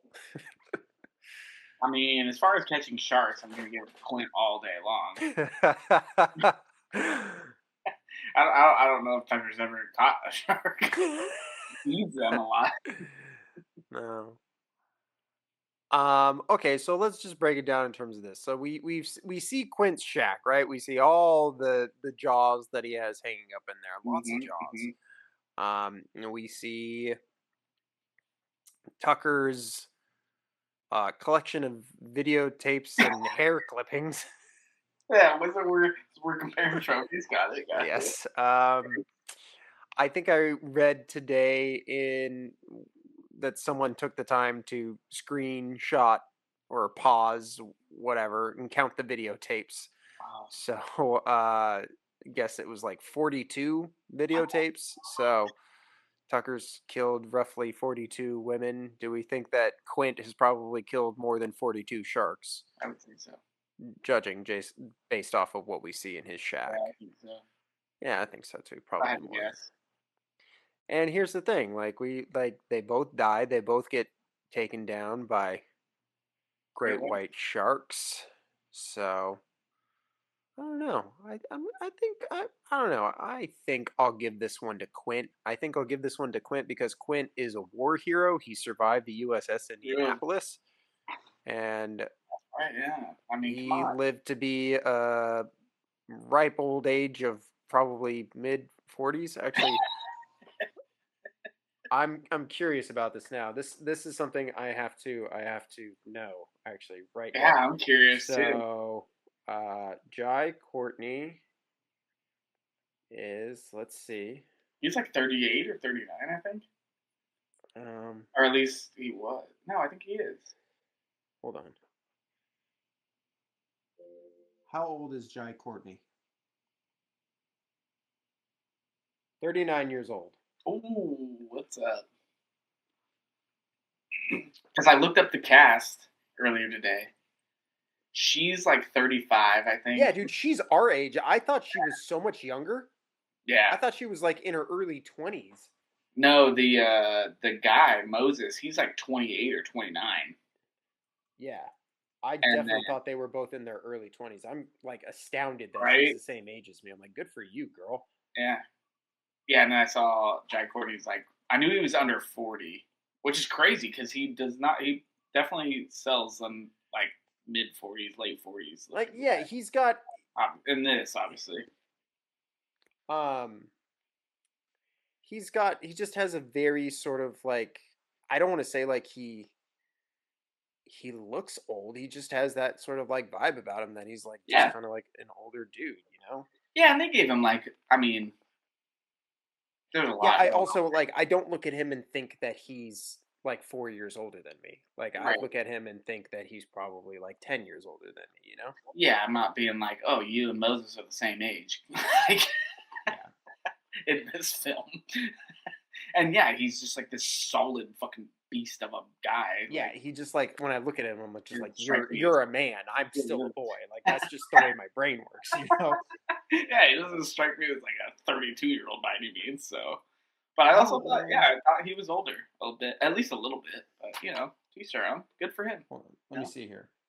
Okay, yeah. So Robert Shaw was. How old do you think Robert Shaw was when he filmed Jaws? How old do you think he was when he played Quint? When did it come out? 70. 75. Oh, I was gonna say 6. Damn, I was scared. Fuck. When he played Robert Shaw, I'm gonna guess he was. No, when he played Quint, 40. Robert Shaw is the actor. Sorry, yeah, I'm gonna say he was 40. Really, you think he was 40 in that movie? Yeah, I'm allowed to guess. He was 46. Okay, all right. See, I when I look at Quint, I think, oh, that's a man who is clearly like 56 years old. Yeah, I was trying to give him the benefit of the doubt. I don't know. It's hard. Like you look at guys that like. Well, Robert Shaw was also like a fucking raging alcoholic, so just added or rather subtracted years from his life. It's crazy. Like you see like guys from that era, and like when they're like 17, they look like they're like 35, and then Yeah. so then I'm like, when I get down to it, and I'm like, okay, what do they look like when they're playing this role? I'm like, oh, were they like fucking 45 or were they like 72? I don't fucking know. Like, milk was different back then. I don't know. It Man. sure was. It sure was. But yeah, Jai Courtney only 39. That's crazy. So he's probably like He's 40, 38 or 37 when he filmed this. Actually, Oh, no, he had yeah. close to 38 because it was all. No, yeah, no, he probably was like 37 when he filmed this. Yeah, Jesus, it's crazy. right? Yeah, and so Quint's older. He survived the USS Indianapolis, war hero, not a serial killer. So we're gonna give this win to Quint, I think. So I think going forward, we should start pitting them against each other. Would Quint or Tucker win in a battle? In a fist fight. Yeah, going at it. Ooh. I mean, give them their chosen weapon, machete versus drugs. I don't know. Oh, no, Tucker had that little fucking knife.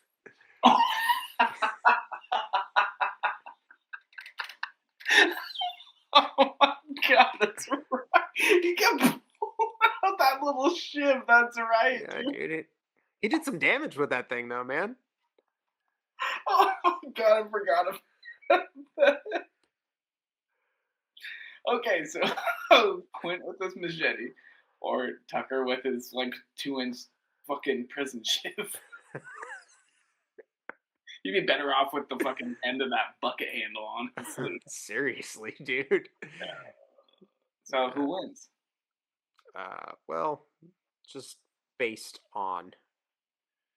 I don't know, man. If Tucker manages to get at least one shoulder to check into Quint, it might be done. Yeah, do we have to put them within 5 feet of each other? He can't have a running I'm start. gonna say no. They are stuck in the stern of the orca. That's just their ring right there. Is they just have to fight in that little I don't know I love this. fucking 8 foot That's- by That's 8 foot square. with a knee-high rail. And great whites. Just Dude, this is a video game, man. It Yes, really I'm is. totally picturing. You remember when I did the the little choose your character for Yes! Jaws thing? I was just picturing Quint when you go to pick Quint. He's got his machete. This is great, dude. exactly. We are fucking churning out gold this episode. God damn. Oh, Welcome, Andrew. Oh boy. All right. Well, we gotta fucking get out to sea. We're nice and liquored up. Now's the best time to drive a boat. Go ahead and ask Justin Timberlake. Oh my god. So out to sea we go.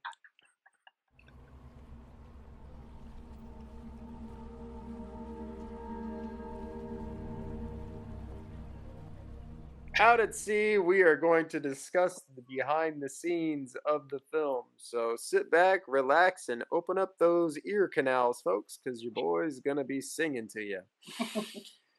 The film is directed by Sean Byrne and written by Nick Lepard. Lepard conceived of the idea for the film while living in California and spending his free time surfing. His imagination took hold one day when he became inspired by the idea of someone hiding a person inside a surfboard bag.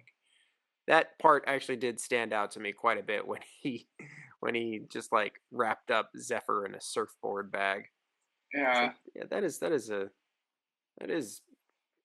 kind of an image right there.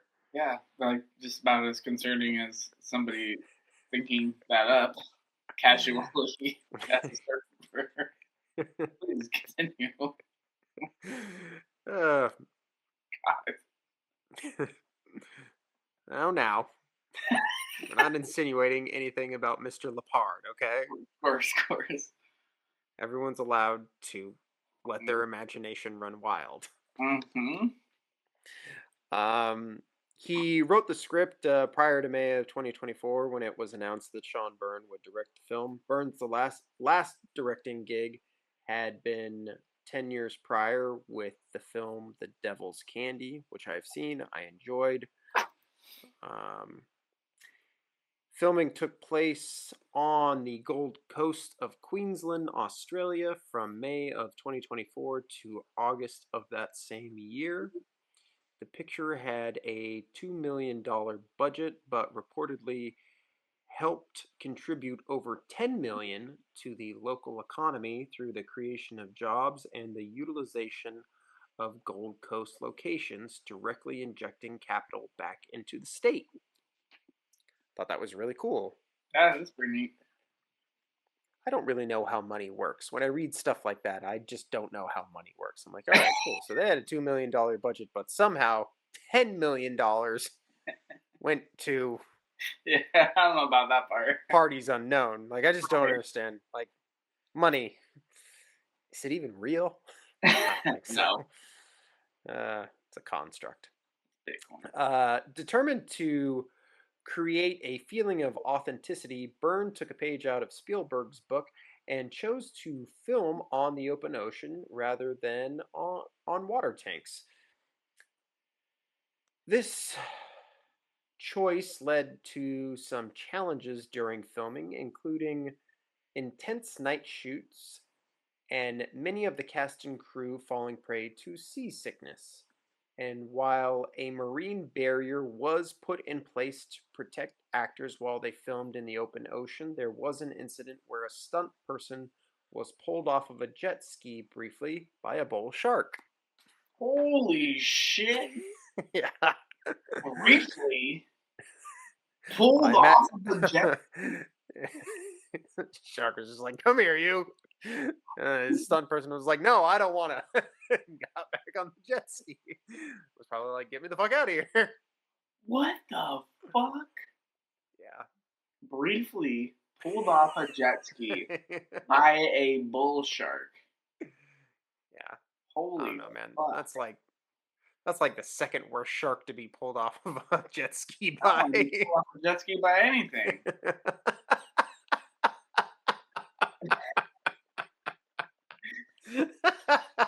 Especially a fucking bull shark.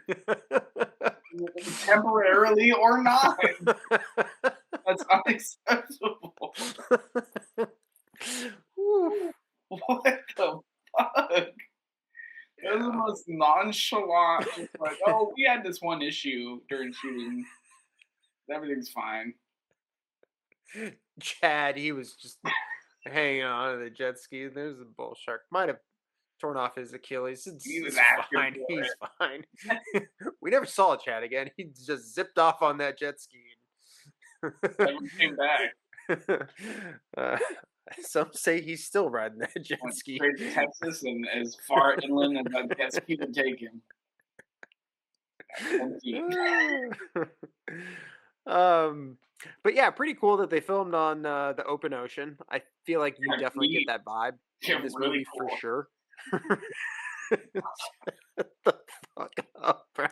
I'm not getting over this anytime soon. Well, yeah, fine. You ruined your fucking birthday present. I was gonna take us jet skiing in Australia. You said shit. Thought we'd go look at some cool bull sharks on our jet ski. It's gonna be a lot of fun. We drag our legs on. around. Keep on being a whiny little puss about it. God. Baby back bitch. The whole thing's ruined. Oh God. Goddamn. But yeah, I'm reading that and they're talking about they have like a little like barrier that they put up. I've always wondered that, like watching the Jaws movies, and I don't even know if they did that during Jaws, to be honest. I don't know if they had a nice little barrier to protect people from fucking sharks attacking them. A lot of good it seemed to do in this one. Clearly. Woo. God damn. $50,000 out of the budget right there. We got these nets. Yeah, I'm always curious. Like, oh, I mean, I don't know. Yeah, How deep are they well, going? like when I see specifically like the production photos from like Jaws 2, where it's like a lot of the teenage kids just out in the open ocean, like when their sailboats all get knocked over and they have to like be in the water and they're just like floating in there. I'm like, none of y'all motherfuckers were like even remotely like not feeling good about that. Like I would be really uncomfortable just floating out in the ocean. It just would not do it for me. It's not my vibe. Yeah. Like I would not be chill just like sitting there for many minutes / hours on end waiting for a shot to be set up. Like I wouldn't be Right in comfortable with that. between all the fucking shoots and just Mhm. chilling. And like not only that, but like the tone is that you're just shooting a fucking shark attack. Yeah. So like that's just That's where your brain is, right? Oh, Yeah. I don't get it. People are much more brave than you or I. But then again, if I was getting paid, their paychecks, maybe I'd feel a little bit more they're brave. much more stupid. Yeah, that's true too. Yeah. Big Yeah. Continuing his aim for realism, Byrne chose to use 4K footage of real sharks for the majority of the underwater scenes, limiting most of the CGI to the creation of shark fins above water and compositing actors into the footage with real sharks, which is what we see toward the end of the film, where Exactly. Zephyr's in the water with a great white shark, where you can kind of see, like, you're like, that doesn't, like, it's a cool shot, but you're also like, I find that the size of the shark seems to be maybe a little bit more ballooned up than what your average great white shark is probably. Size and lighting, man. Size and lighting. Damn straight. Yeah. Like, just make it dark. It doesn't have to be this very, very aggressively visible shark. It's nighttime. Yeah. Let it be dark. It'd be scarier. Yeah, just to like almost see just like the outline of it, I think. Right? Less that'd is be really more, cool. baby. Damn straight. That's Keep what I'm riding, saying. ride that line. One of the main inspirations Byrne drew from Jaws was, as he put it, the power of the fin. This is kind of what we've been talking about. Right. Using the idea that less is more. There you are. And most of the suspense is drawn from being afraid of what is happening underwater, what we cannot see. And I think that he more or less achieves that goal in this film. Yeah. I do think that we are mostly seeing what's going on above the surface, particularly in that first attack scene with Heather. And yeah, it's not like just imagining what it looks like underneath when she's getting attacked is kind of not a place where I want my brain to go. Exactly. Yeah, props.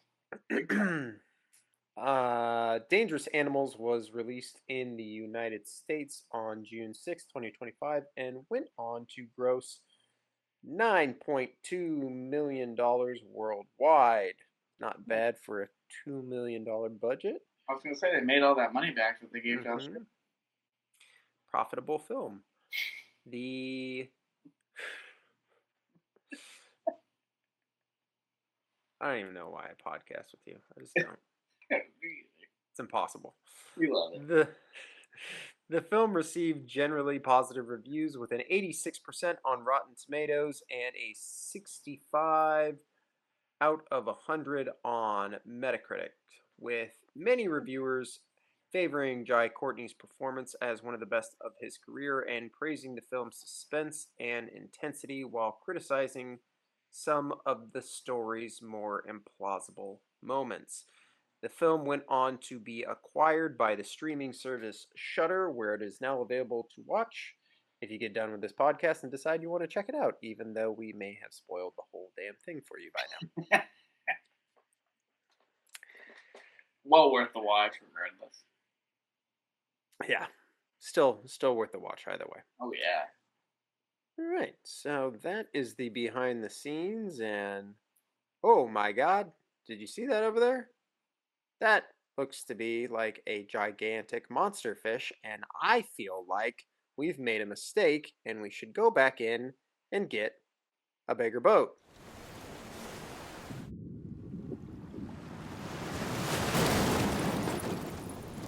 So, Brian, this is the section where we discuss where would you rather be stuck? On Tucker's boat or in the open ocean with the shark from Jaws? Oh, my God. Loaded question, though. I mean, I've got a lot of follow-up questions, as I typically do. Of course, you can't just leave well enough alone and just answer the question. You really, I like that clip that I sent you the other day from Family Guy. He's like, would you rather be a homeless person or I can't even remember like a Nazi general? No, it was Hitler 2 years before the end of the war. That's right. Not a Nazi general, the Nazi general. And they go back and forth. They're all asking these like follow-up questions. Like, well, if I'm homeless, where do I live? And they're like, well, you know. That's how I feel about this question. I got a lot of follow-ups. Okay. So I'm either in the ocean, shark from Jaws. Yes. Or on Tucker's boat. Yeah. Am I like... You are in the holding cell. That is where you find yourself. You wake up and you are... handcuffed to the bed? You are handcuffed to the bed.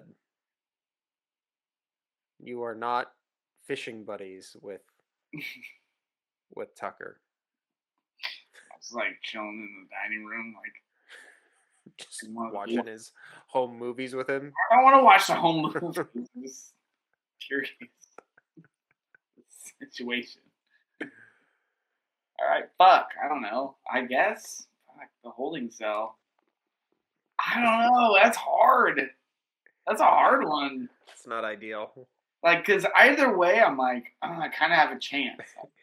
Yeah, wouldn't it be disappointing if you chose Tucker's boat and then everything happens, you get put in the water, and then you just happen to be put in the water with the shark from Jaws? You're like, son of a bitch, Johnny! I was like, you didn't ask enough follow-up questions, you sack of shit.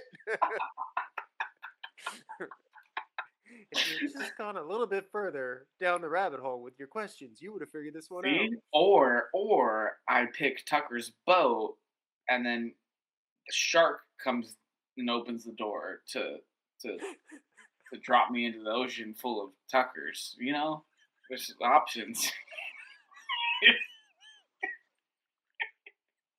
It's just him constantly making the barking sound that he makes of the dog in the way.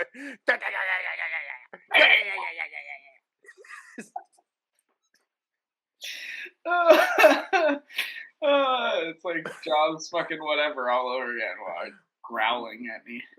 The revenge, yeah, that's great. Fuck.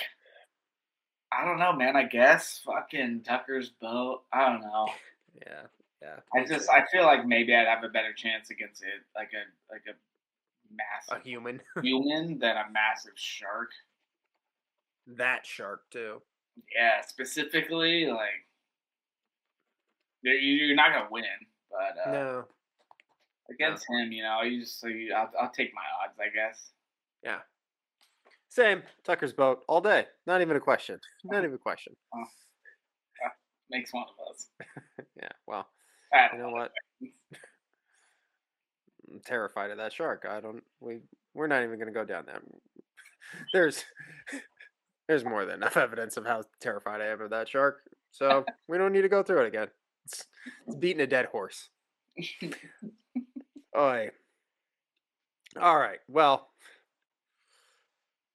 the bigger boat failed. It's sinking. Everything's going to shit. And 1,100 men went into the water. Here, in the water, we have nothing better to do. We're surrounded by sharks, so we might as well talk about our favorite scene from the movie. Brian, do you have a favorite scene?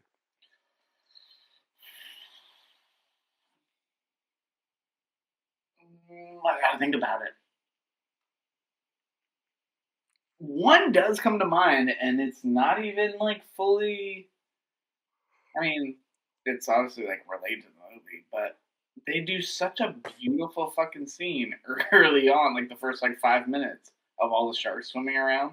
Yeah. Well, the couples in that cage. I was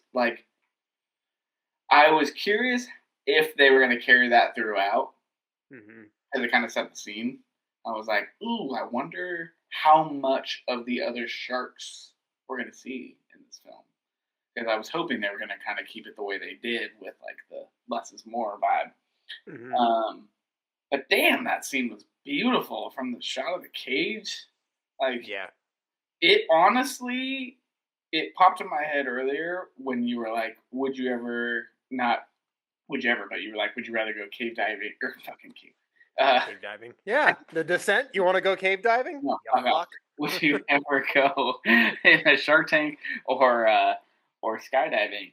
And that scene, I was just like, oh man, because that chick's so terrified, and they sell it. They sell that scene so well, where she's like freaking the fuck out, but then like finds a serenity in it.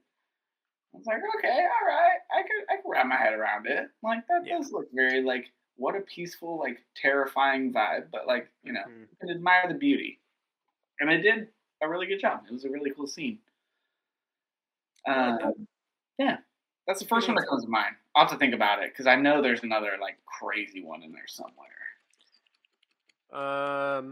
For me, it's the Great White scene when the Great White first pops up. Like, that really did kind of, like, make my stomach drop in like the best way of like just really making me scared. Just like, oh fuck.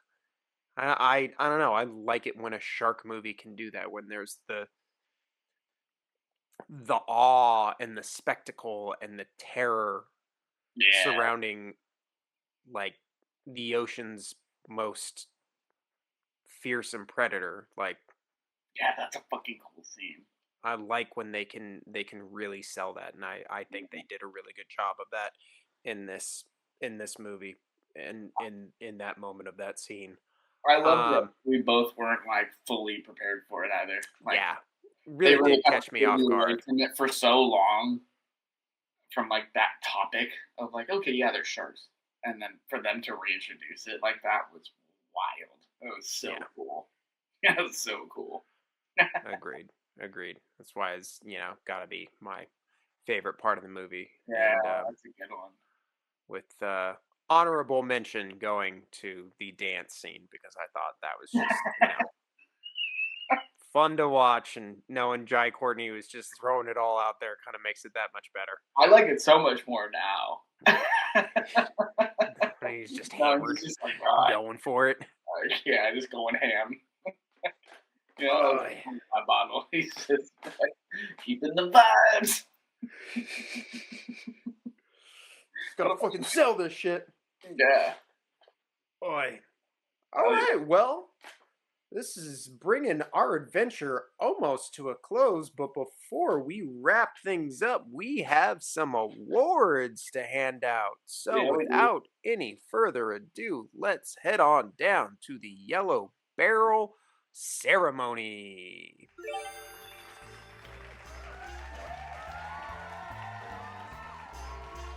Here at the Yellow Barrel Awards, we are going to hand out some of our faves, some of the best of, some of, I don't know, whatever is on Brian's mind. 'Cause he's got a lot to say about stuff a lot of the time. So we just kind of let him let him riff in this section for sure. But first and foremost, our main award that we like to start with is the Doll's Eyes Award, which is the best kill. Brian, what do you think the best kill of the movie is? Mine's controversial. Mhm. Shocker. I gave it to Dave. Ooh. I liked his kill scene. I mean, you got the sharks, obviously. They're great. Everything's cool. Yada, yada, Boat yada. hook to the head. Dude. I wasn't expecting it. I think that's why. Yeah, caught you Like, off when guard. he shows up, I'm just like, oh, what the fuck? Like, scene changes so much. Everything's just fucking thrown up in the air. You know, our boy fucking Tucker's just all out of sorts, and he's gonna start acting irrationally because he's got his fucking shit. And as soon as he's just like, what the fuck? You got a Sheila down there? Like, what's going on? I'm like, oh, you're done. You're dead. Yeah. I mean, just entering the scene, he's gonna die. Yeah. But I just didn't know how. I'm like, oh, he's gonna kick him down the stairs, or he's gonna like do whatever so that he can feed him to the sharks. He's just like, nah, fuck this, just straight gaff to the dome. Like, holy fuck! And then he still is just like, oh, Tuck, like dead.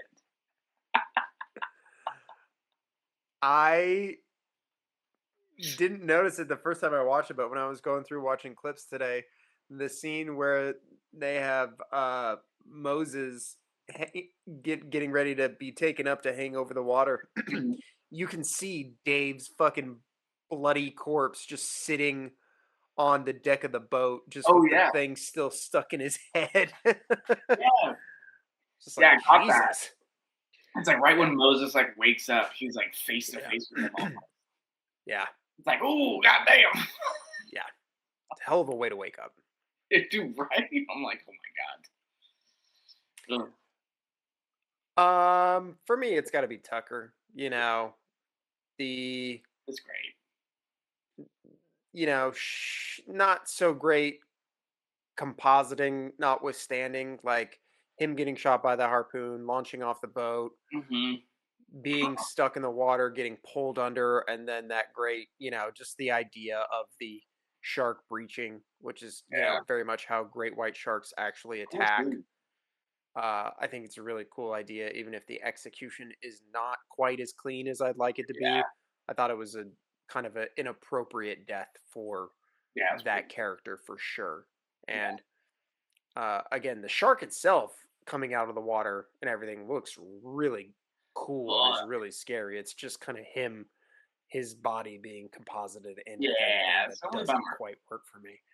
But that bitchin' scene of it like flexing right before it like breaks the surface. Yeah. It was so fucking cool. Yeah. Really cool. Really scary. So yeah, they went the next award is the Hoagie Award, which is Brian's standout character. Is it Dave? It's my least favorite. It's fucking Moses, dude. I can't stand it. Oh, you didn't like Moses? Nah, I wasn't a fan. Yeah, he bugged me. Why? Because he has a six-pack? Probably. That's understandable. He's a handsome guy, nice guy. Yeah, a little real estate Mormon. Yeah, I gave it to him. If it was Ty's Return, it was an actual like hoagie, like, oh, that's my boy. That'd be Dave all day though. I mean, come on. That's fair. It's your standout character for good or for bad. You do whatever you want. Oh yeah, no, I hate that little bitch. What, you hate Moses? Do you want to elaborate why you hate him, or is it just your normal like I'm just bothered by his face sort of shit? Kind of both. I mean, I don't know. This little pony boy fucking running around, just He's a pony boy. like chasing tail, but like fucking. He's trying to save this girl. Is he though? Yeah. Is he though? He gets stabbed for her. He gets beaten up for her. I don't What do know. you think he's? Or You think he's just doing that for tail? I mean, initially, yes, and then it's survival. Like, yeah, obviously he's gonna fight back, but yeah, I don't know. I don't buy it. So you just think he's a piece of shit? Ish. I don't think he's great. I just didn't see a lot of redeeming factors, you know? Like what? The fact that he's like trying to sacrifice his life to help this girl, that's not I redeeming? don't think I don't know. You think What a is normal dumb dude ass? who's just after ass would even like bother to try and find this girl after she disappeared? I think he put in the normal amount of effort that any person in that situation would have.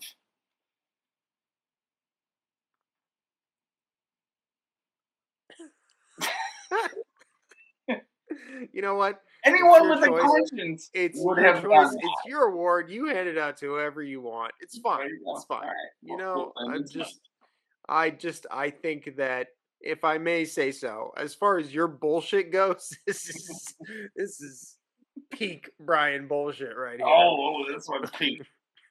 This is what's peak. Well, I digress. On to the next award, Oh, the boy. Barry Gibb Award, which is our best look-alike. I don't think Who you're do gonna you like it. have? Who do you have for this one? Oh, I've got your boy as Aladdin. Well, He's got a vibe. he does. Oh. He could play Aladdin. That's what I'm saying. It's not a bad vibe. Not in the Barry Gibbs award. In the Hoagie award, it's a bad vibe because he's a bitch. But in the Barry Gibbs award, yeah, rock that six pack. Fucking ride a magic carpet. I don't know. Live your life. Yeah. All right. Well, let's see. Mine was a little less. Ooh.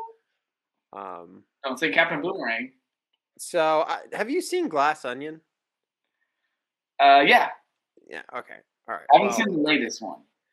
Glass Okay, Onion's the second one, right? Huh? Glass Onion. Yeah, Glass Onion's the second one. All right. Yeah. Well, I think Hassie Harrison, who plays Zephyr, looks like Madeline Klein, who's from Glass Onion, and I shit you not, they look like the same fucking person in this picture here.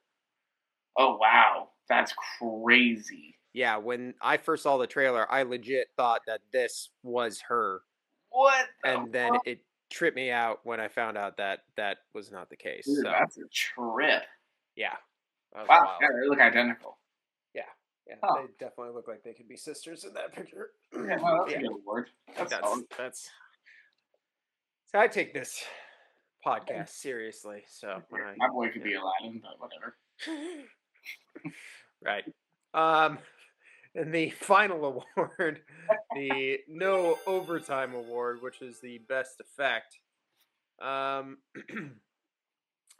I think the use of compositing actors in the same frames as real life sharks, like I think it's not perfect by any means, but I like what they're attempting there. Like I think it's so much better than using CGI sharks. Is kind of where my brain goes with that. Right. And yeah,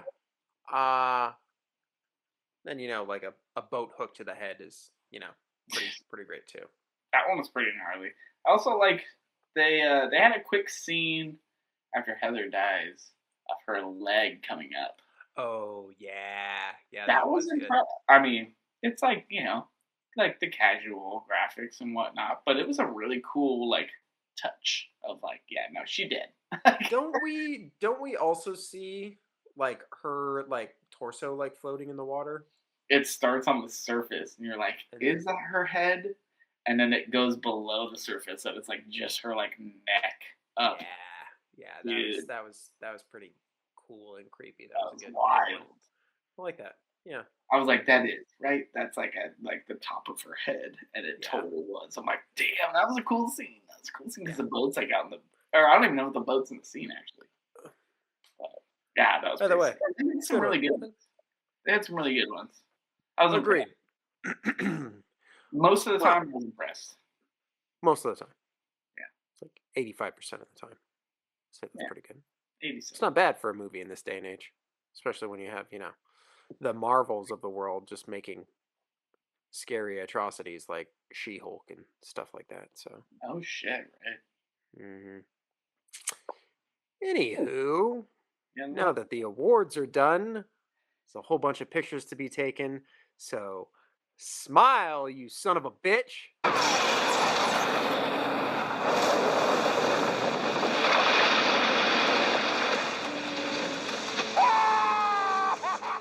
This is our last category. We're just going to give our final thoughts and our rankings. So, I think I'm going to be crazy and go first for a change. Ooh. All right. God, I feel like the weight is been lifted. Just lift it off of you? Yeah, it feels weird, uncomfortable almost. Please continue. Well, if you want to go first, you can. Nope. All right. I really enjoyed this picture. It is a fun, fast-paced flick with a lot of punchy twists and turns. Jai Courtney goes out there and gives 110% as an unhinged serial killer, and that alone is absolutely worth the price of admission and made for a fun change of pace for the movies that we tend to watch here on this pod. In this one, the bad guy isn't a fish, a bear, a whale, or an octopus. It's a bad guy. And that alone is enough to make it stand out on our list of aquatic horror flicks.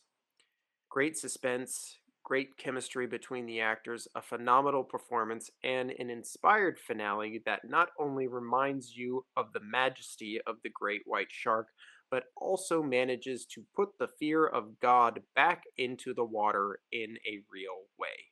I cannot say this about most of the movies we watch on this podcast, but I genuinely look forward to revisiting this one in the future. 7.5 out of 10. Ooh. All right, 7.5. Look at you. Look at you. All right. I agreed. I like. Anyways, drop my fidget spinner over here. I fucking loved that we took a turn a little bit. That it wasn't a full blown creature feature. That it had the slasher aspect to it. I like that they were like very chill with it. It wasn't so in your face like it's a shark movie, but not a shark movie. Yeah, I don't know. I have not a whole lot of notes. I liked our character development. I like how it went. I like the writing. I liked most of the dialogue. I liked damn near all the action scenes, of course. Yeah, I was gonna go a solid 8.0 actually. Nice. Yeah, I think it's a sick ride, and honestly, I'd probably watch it again just because of the aspect of it. I don't know. It had it was something different to it. It wasn't just your average, obviously, creature feature or shark movie, but different enough from like an average slasher. It had a very like original touch. It was sick. The whole time I was very captivated, and I dig it. It was sick. Yeah, solid 8.0. I'm giving it. Fuck yeah, dude. That's great. I thought it was good. I thought it was sick. that rounds out to like a 7.75 out of 10 for Alright. the Jaws cast there.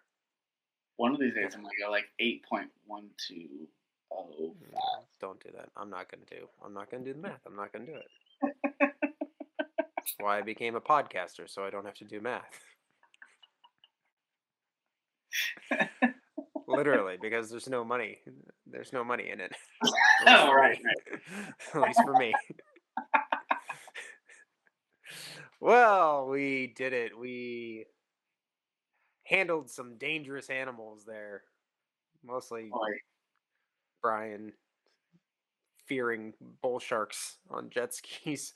dude, what But the fuck? we So upset about that. we made it out of the dangerous waters, and we are back on the dry land of Amity Island. Looking forward to our next adventure, whatever that may be. I don't think we've decided what we're covering next. But Yeah. rest assured, there is more Jaws related content on the way from the Jaws cast. Brian, thank you as always. It's always fun to do this with you. I feel like we had a lot of laughs and a good discussion tonight for sure. So I appreciate you, buddy. And well, that's going to do it for us tonight. So without any further ado, farewell and adieu. And we will see you motherfuckers on the flip side.